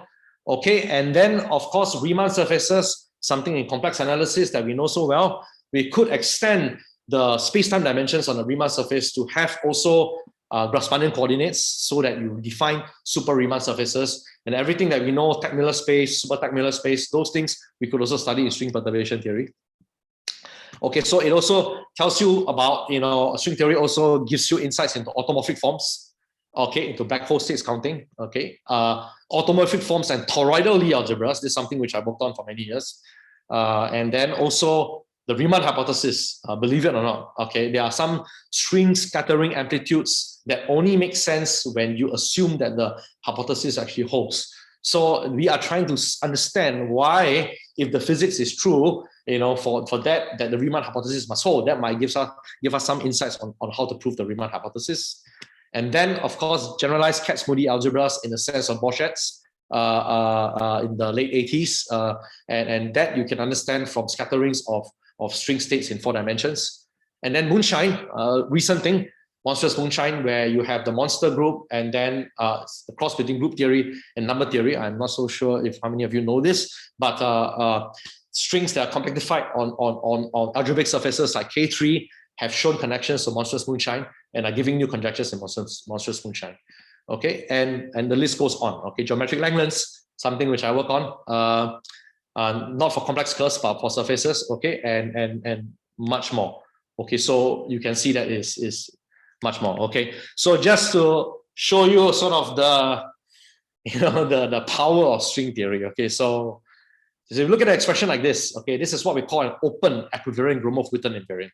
Okay, essentially it is just computing a scattering amplitude. Okay, so you saw the string scatter just now, right? So this expression here just computes for you the scattering of the string, okay, the event. And this expression here gives us, an invariant, meaning that if you do some deformations to it, it doesn't change. And this defines for us an open version of Gromov-Witten invariant in mathematics. So this is a physical expression, but it has translations into mathematics. These W's and all that have translations into mathematics. And then these are the equations that are being obeyed by the moduli space. Okay, the moduli space is the space that you integrate over. So these are the parameters of the space, and all equations, the set of all equations of this equation here, set of all solutions to this equation here will form a continuous space, and this is the space that you integrate over in the integral here. Okay, and then so these are examples of how string theory can help you to categorify the different knot polynomials, right? So the Jones polynomial, as I mentioned, which is some polynomial that tells you about the knots, Kovanov was able to define, to come up to sort of define a vector space, and then to compute the cohomology, to compute the index of this vector space, and the dimensions of this vector space, and to append it to a power of q to give you the Jones polynomial. So we can do that for the other polynomials too, with insights from string theory, so that it ends up looking like this. So this is the vector space we're talking about. H is in physics what we call a Hilbert space. You count the dimensions weighted by a polynomial q to some power, and then you sum it up, and then you will reproduce. In the case of Kovanov, he defines something here such that it would have given him the Kovanov polynomial, the Jones polynomial here on this side. But we could have done this for the other not polynomials too, okay, in string theory. and even one with a supergroup. Yeah, so one is a supergroup. Okay, and then of course there are also connections to automorphic forms and toroidal Lie algebra. So this is also a formula that came up from string theory. Okay, so this is a toroidal algebra. When you have to see two hats, here's a toroidal algebra, and yeah, this is some kind of automorphic form with three variables, tau, p, and q, that transforms like an automorphic form. And this z is just the partition function, which computes, which is sometimes sums up all the possible states of the string that are vibrating, and then it gives you this finite count here after some restrictions. And then we also have all these new formulas that relate, two-dimensional affine algebra. So this is what we call a W algebra. Okay, and it relates this to the A hat genus of the moduli space of instantons, moduli space of self-dual connections of SUN on a four manifold. Okay, and then we are also able to sort of relate this thing here, which involves, again, this here is elliptic W algebra, toroidal W algebra, and then here is also the elliptic genus of the moduli space of instantons. So you have all these very, very nice connections that math people haven't seen yet, and people have worked this out. This has been verified in math. I think it turns out to be right, and then people are trying to figure this out too. Okay, so so that's I'm done with all that busy equations and the thing that probably confused most people. But anyway, so in summary, string math is the calculus of the future. Okay, if you will, it's like a revival of what happened in the 1600s in Newton with calculus, right? So we have some sense like a new calculus of the future, right? So clearly, we see a revival in this deep relationship between physics and mathematics itself that was first seeded by Isaac Newton, who discovered the mathematics of calculus through an attempt to understand the physics of motion.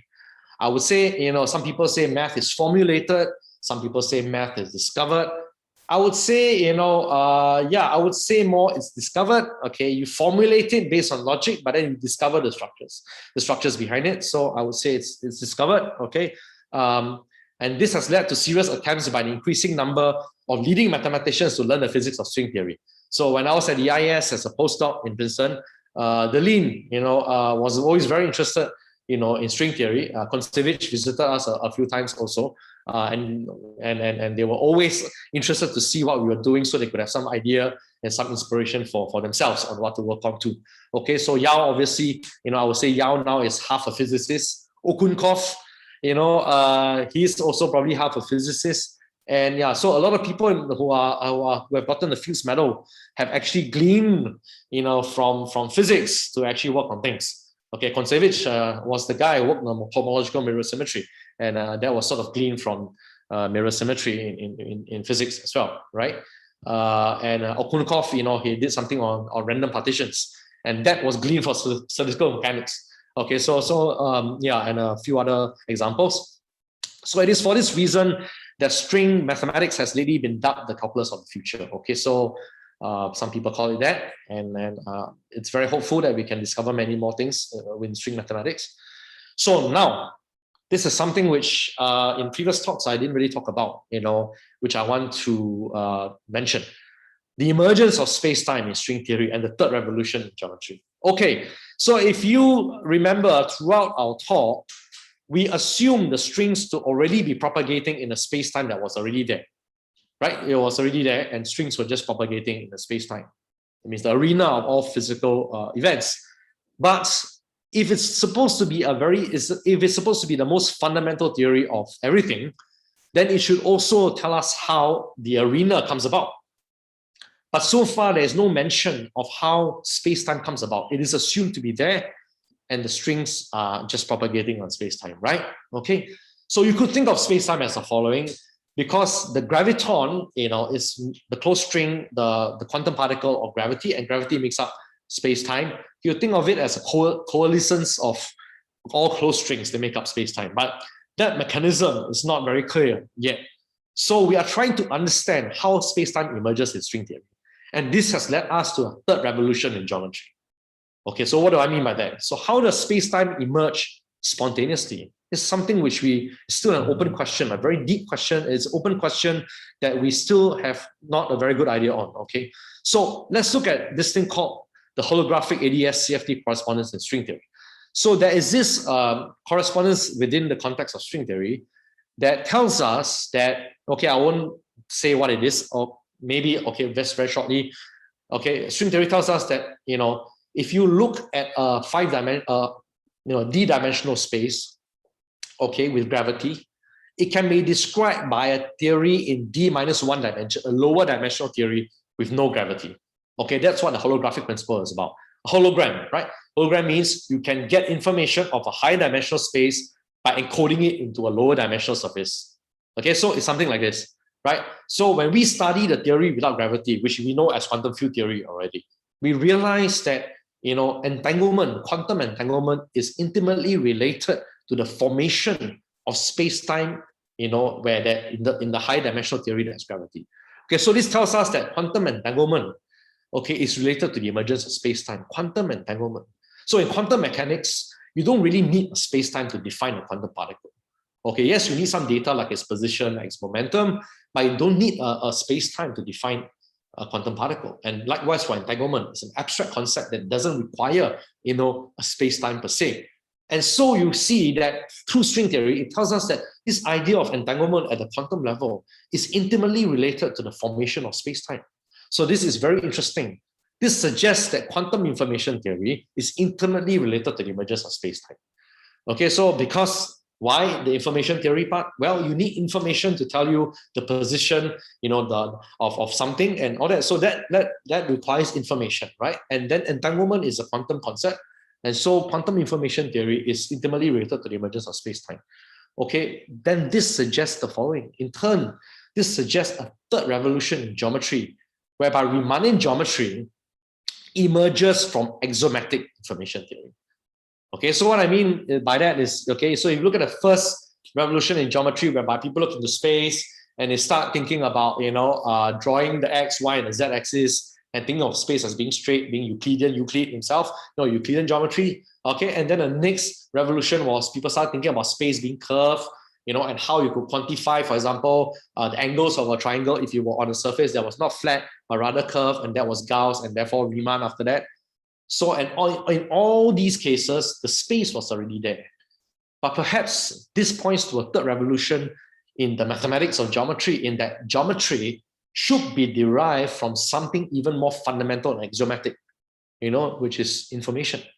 Okay, so for example, let's say you have a metric. Okay, this is for mathematicians. So 4-dimensional space would be a 4x4 matrix with entries inside that tells you how, the distance between 2 points, how you compute them. That's what the metric does, right? So that information of the metric in the matrix form, fundamentally, this thing in physics tells us that perhaps even the metric itself has got to be constructed from axioms that are even more fundamental. And that gives you the data of the entries inside the metric. Okay, so that is the third revolution that I envisage coming up from string theory in our quest to understand how space-time actually emerges. Okay, so in case you were lost along the way, to summarize, it's been quite long, but yeah, I think hopefully everyone got everything. String theory is a leading candidate for the theory of everything in physics. Okay, theory of everything in a sense, the four forces all into a single unified framework. Yeah, it's not a theory of everything in life. String theory can't explain love. Okay, you can't explain many things in biology. That you need something else to explain. Okay, even in chemistry. Okay, right? If you use string theory to explain something in chemistry, it'd be too mind-boggling. So we still need everyone else to do their job in other things. Large-scale structures in condensed matter. Emergence in condensed matter and all that. Those things you still need other physicists to work on. Okay, so string theory remains to be fully understood. Okay, clearly there's a lot more, not a lot more, but some way left to go. We've discovered many things about it, but there's more to be done. And due to technological limitations, string theory has not been experimentally verified to any extent yet, because we are not at the energies where we can see to such levels of precision to smash things such as small enough to see it.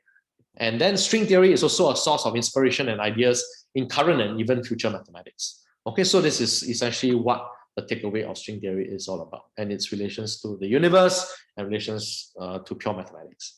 Okay, thank you, and I hope you enjoyed the talk. It's a bit long. I didn't expect myself to go to talk for so long, but I guess I tried to explain everything in simple terms, and that perhaps takes a bit more time for something that's so sophisticated, to explain it simply, I think we needed more time anyway. So for those of you who have left us already, it's okay. The recording is on anyway. You can just look at it again. If you want the slides, as I mentioned earlier on, you can get from Prof Lim. He will be happy to share the slides with you. All right, that's all I have for today. Thank you very much.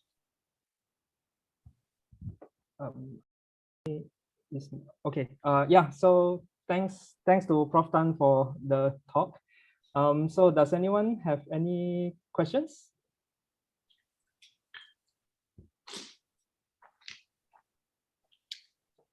So maybe people need time to enter. But meanwhile, let me ask my question. So yeah, sure. It has been an ongoing joke where nobody knows what the M stands for in M theory. So, but you're saying it does stand for membrane, right? I mean, the historically people said it was membrane theory, mother theory, but yeah. So the M is not settled. What theory? What is the M? Okay, basically it's either mother theory or membrane theory. But I would say membrane theory is probably the most suitable terminology for it, because in M theory itself, you have the M2 branes and the M5 branes. And the M2 branes, right, once the 11th dimension is compactified, the M2 brane can then wrap the 11th dimension, and it will manifest as a string in 10 dimensions. So the M theory itself contains just M2 branes and M5 branes. Just two fundamental particles, but fundamental objects, not particles, fundamental objects.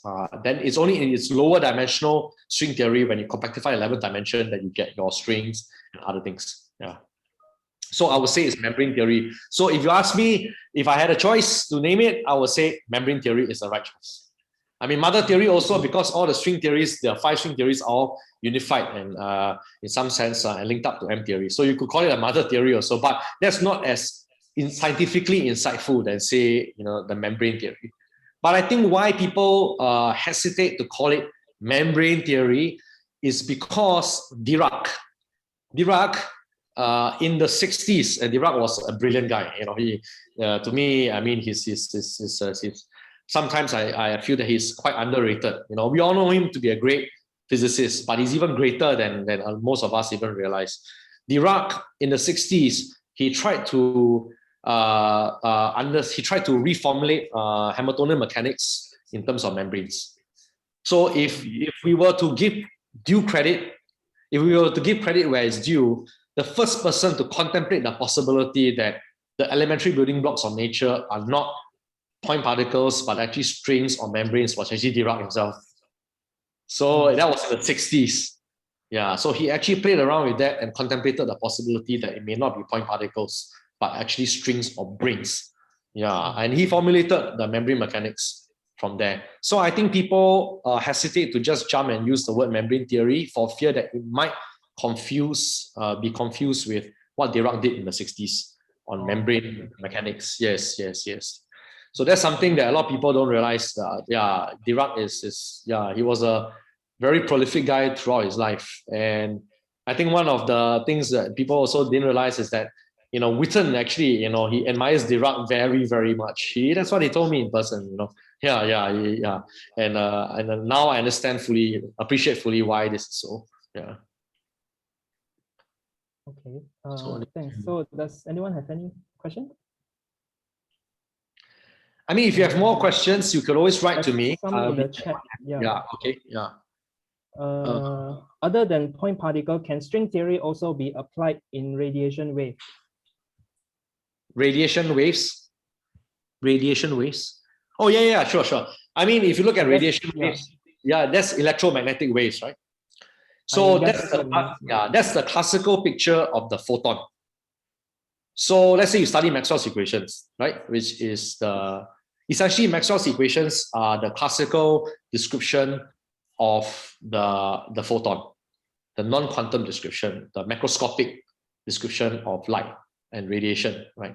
So if you look at string theory essentially, if you look at it from a further distance, it becomes a point particle. Then it looks like the quantum photon, which is a point particle. Then you look at it further away again, then it becomes the wave, classical wave that we know of electromagnetism. So you don't need string theory to study that. It's just that if you study the origins of radiation waves right down to the smaller scales, then it ends up being a string theory of open strings.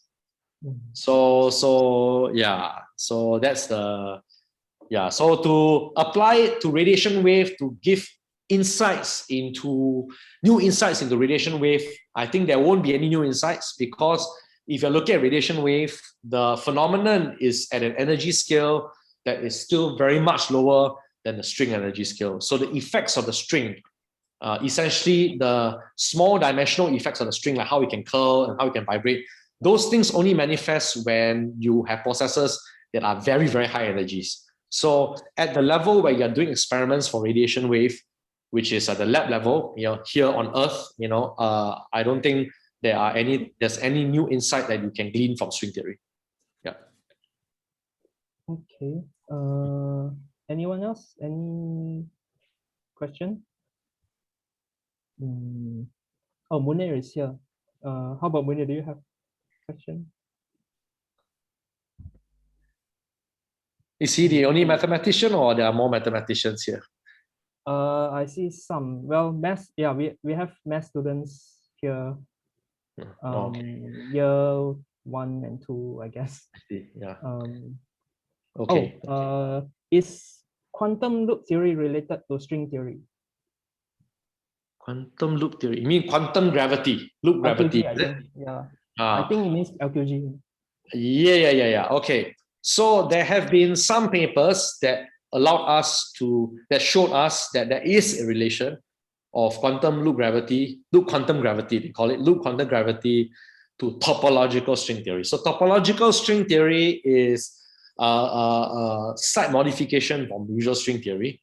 Physical strings are not topological, but if you were to make them topological, assume that they are topological, and this assumption of strings being topological is an assumption that is to describe strings at a very, very early phase of the universe.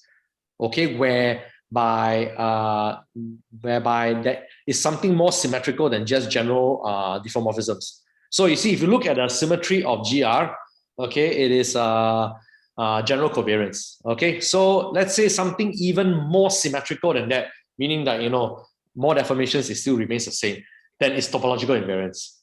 Okay, that's one step even further, because you don't need any coordinates for the topology. Okay, so for GR, you still need coordinates. You do transformations, arbitrary transformations, they are invariant under the transformations, but topology doesn't even need the coordinates. It's even a higher order symmetry than that. Okay, so then topological strings are what are supposed to be the characteristics of a string at the very early phase of the universe. Now, if you there have been people who have shown that topological string theory can reproduce loop quantum gravity.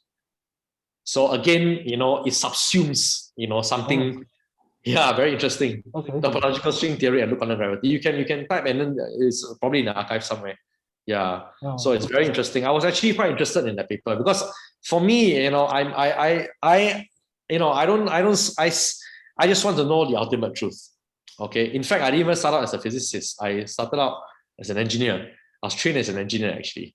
Yeah. So and then I came into physics. So I'm not one of those who feels that you should be in this camp or that camp. If anything leads us to the truth, I will be open to it. And ideas that unify string theory with the other approaches, like loop quantum gravity, that I'm very game to understand. And I remember reading this paper, which I thought was pretty nice.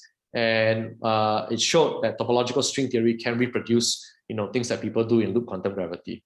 But the takeaway again is this, okay? There are many approaches to understanding quantum gravity. Alan Kohn and his school uses non-commutative geometry and then tries to reproduce the standard model using non-commutative geometry. Alan Kohn, and then Ashteka and Carlo Rovelli and those people are the loop quantum gravity people. And then there are other people who are doing other things, space-time foam and all that. So, but the point is that every time people, and Roger Penrose even, right? Twistors, whereby you transform Minkowski space-time into twistor space, and then you try to understand quantum field theory using twistor space. Then you can sort of, in some sense, try to unify gravity or get quantum gravity out. And you see all these different approaches to quantum gravity have in one way or another been subsumed again inside string theory.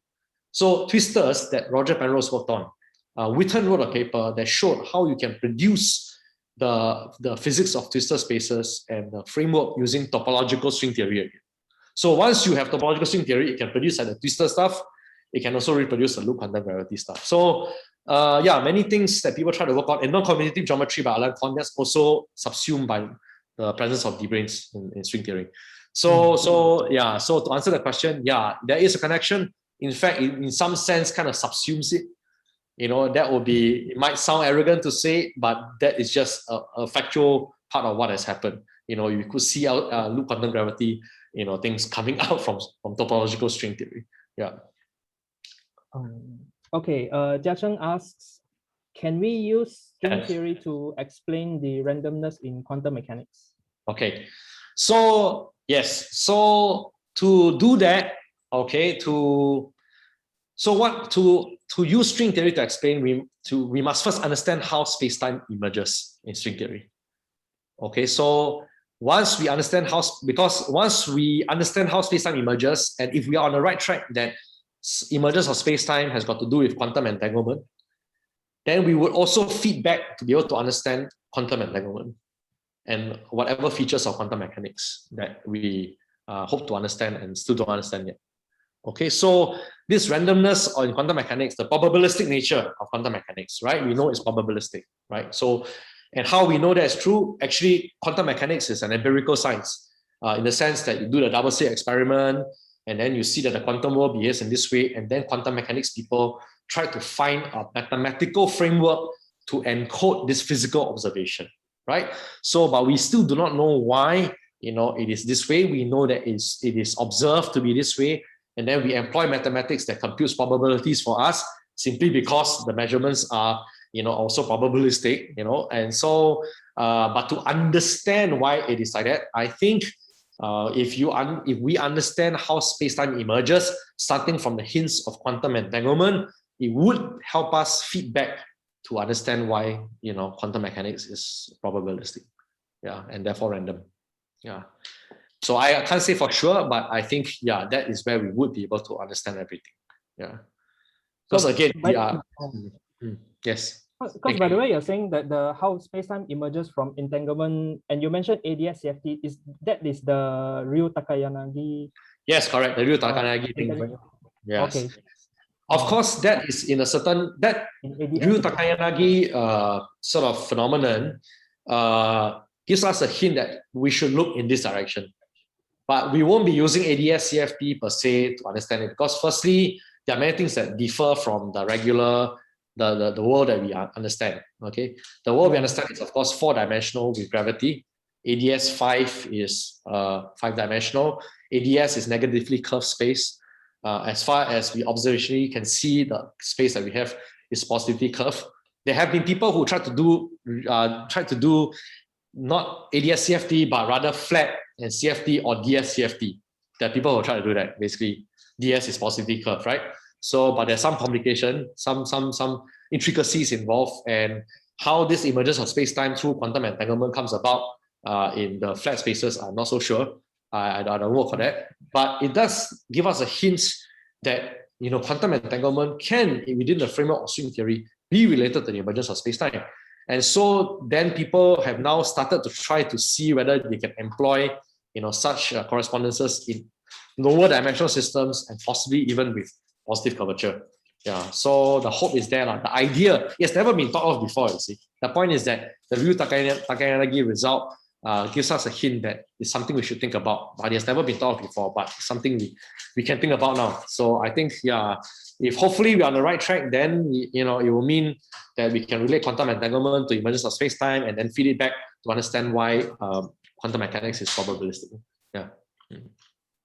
Okay.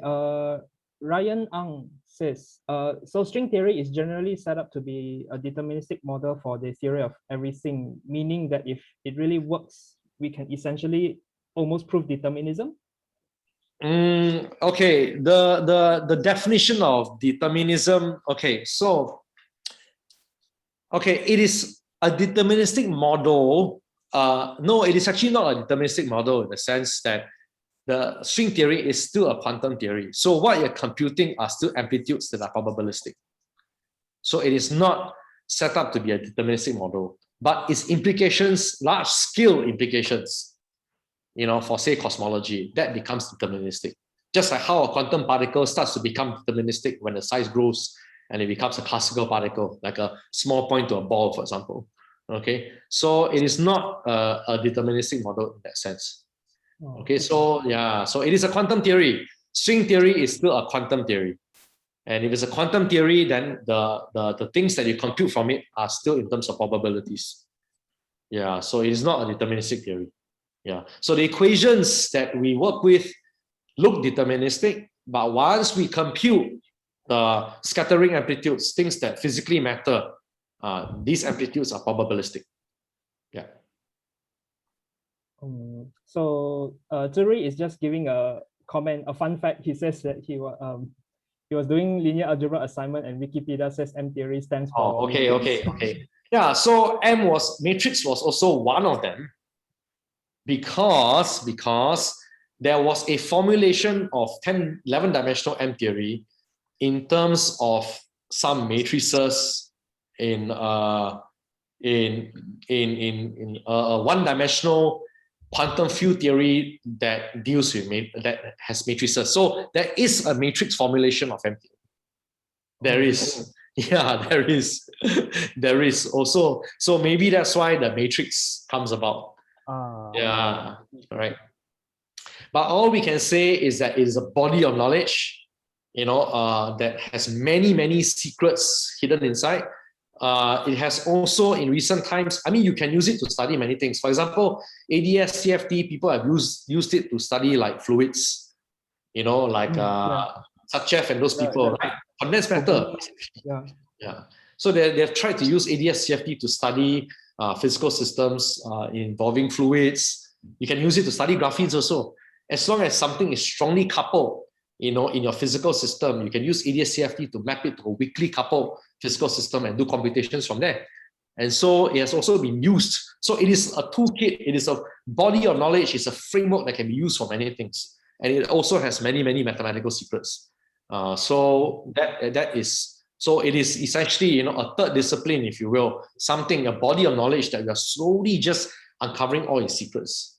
Yeah. So my view of this whole, sort of uncanny connection to everything is the following.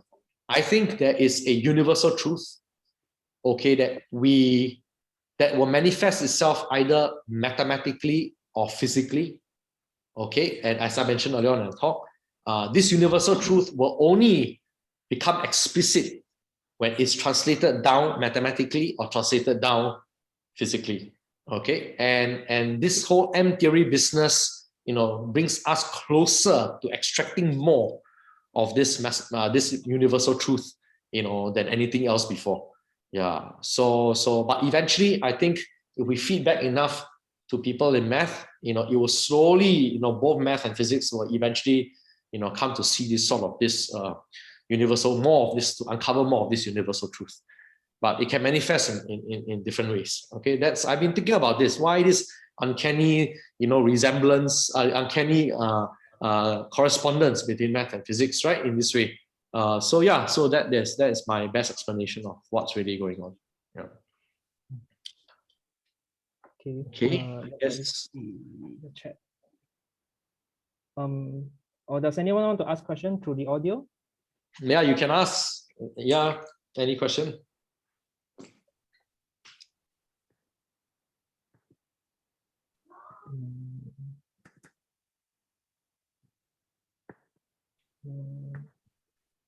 Yeah, I think it seems like okay for now. Okay. I mean, if you have any other questions after the talk, you could always write to me. I'll be more than happy to answer them. Yeah. Okay. Yeah. So yeah, feel free to do that, everyone. Yeah. So I guess if there's no other question, that's all for today, I guess. So thanks to Prof Tan, virtual claps to Meng-Chwan for thank you very much for the invitation. It was very nice being here, and nice chance to talk to everyone and to see you again. Very nice. Yeah. Nice to see you again too. Ryan is my student. He was my former student, right? Ryan Ang. Ryan, is that you? Is it the same, Ryan? I don't know. I have a student. I don't know. Yeah. Okay. Maybe not. Okay. Maybe, yeah. Yeah. Okay. Yeah. So a huge chunk is the students who are with me, and Okay. yeah. So I guess the main reason. Yeah. That's why my we are student. He's doing my student. Oh, From 141. PC 1431. Okay. Okay. Right. Former student. Yeah. Okay. Yeah. Sorry, Yanking, you were saying. Yeah. Oh, nothing else. I'm just saying, like, most of the students that are taking physics with me now, some are like already interested in physics research, PhD. I see. Yeah, I thought it would be good for hearing directly from some researchers in the field. Okay. Good. Okay. All right. Yeah. So yeah, I guess that's all. Thank you. All right. Thank you very much. All right. See you guys. Stay safe and stay healthy. Bye-bye. Yep, See you. bye. Bye.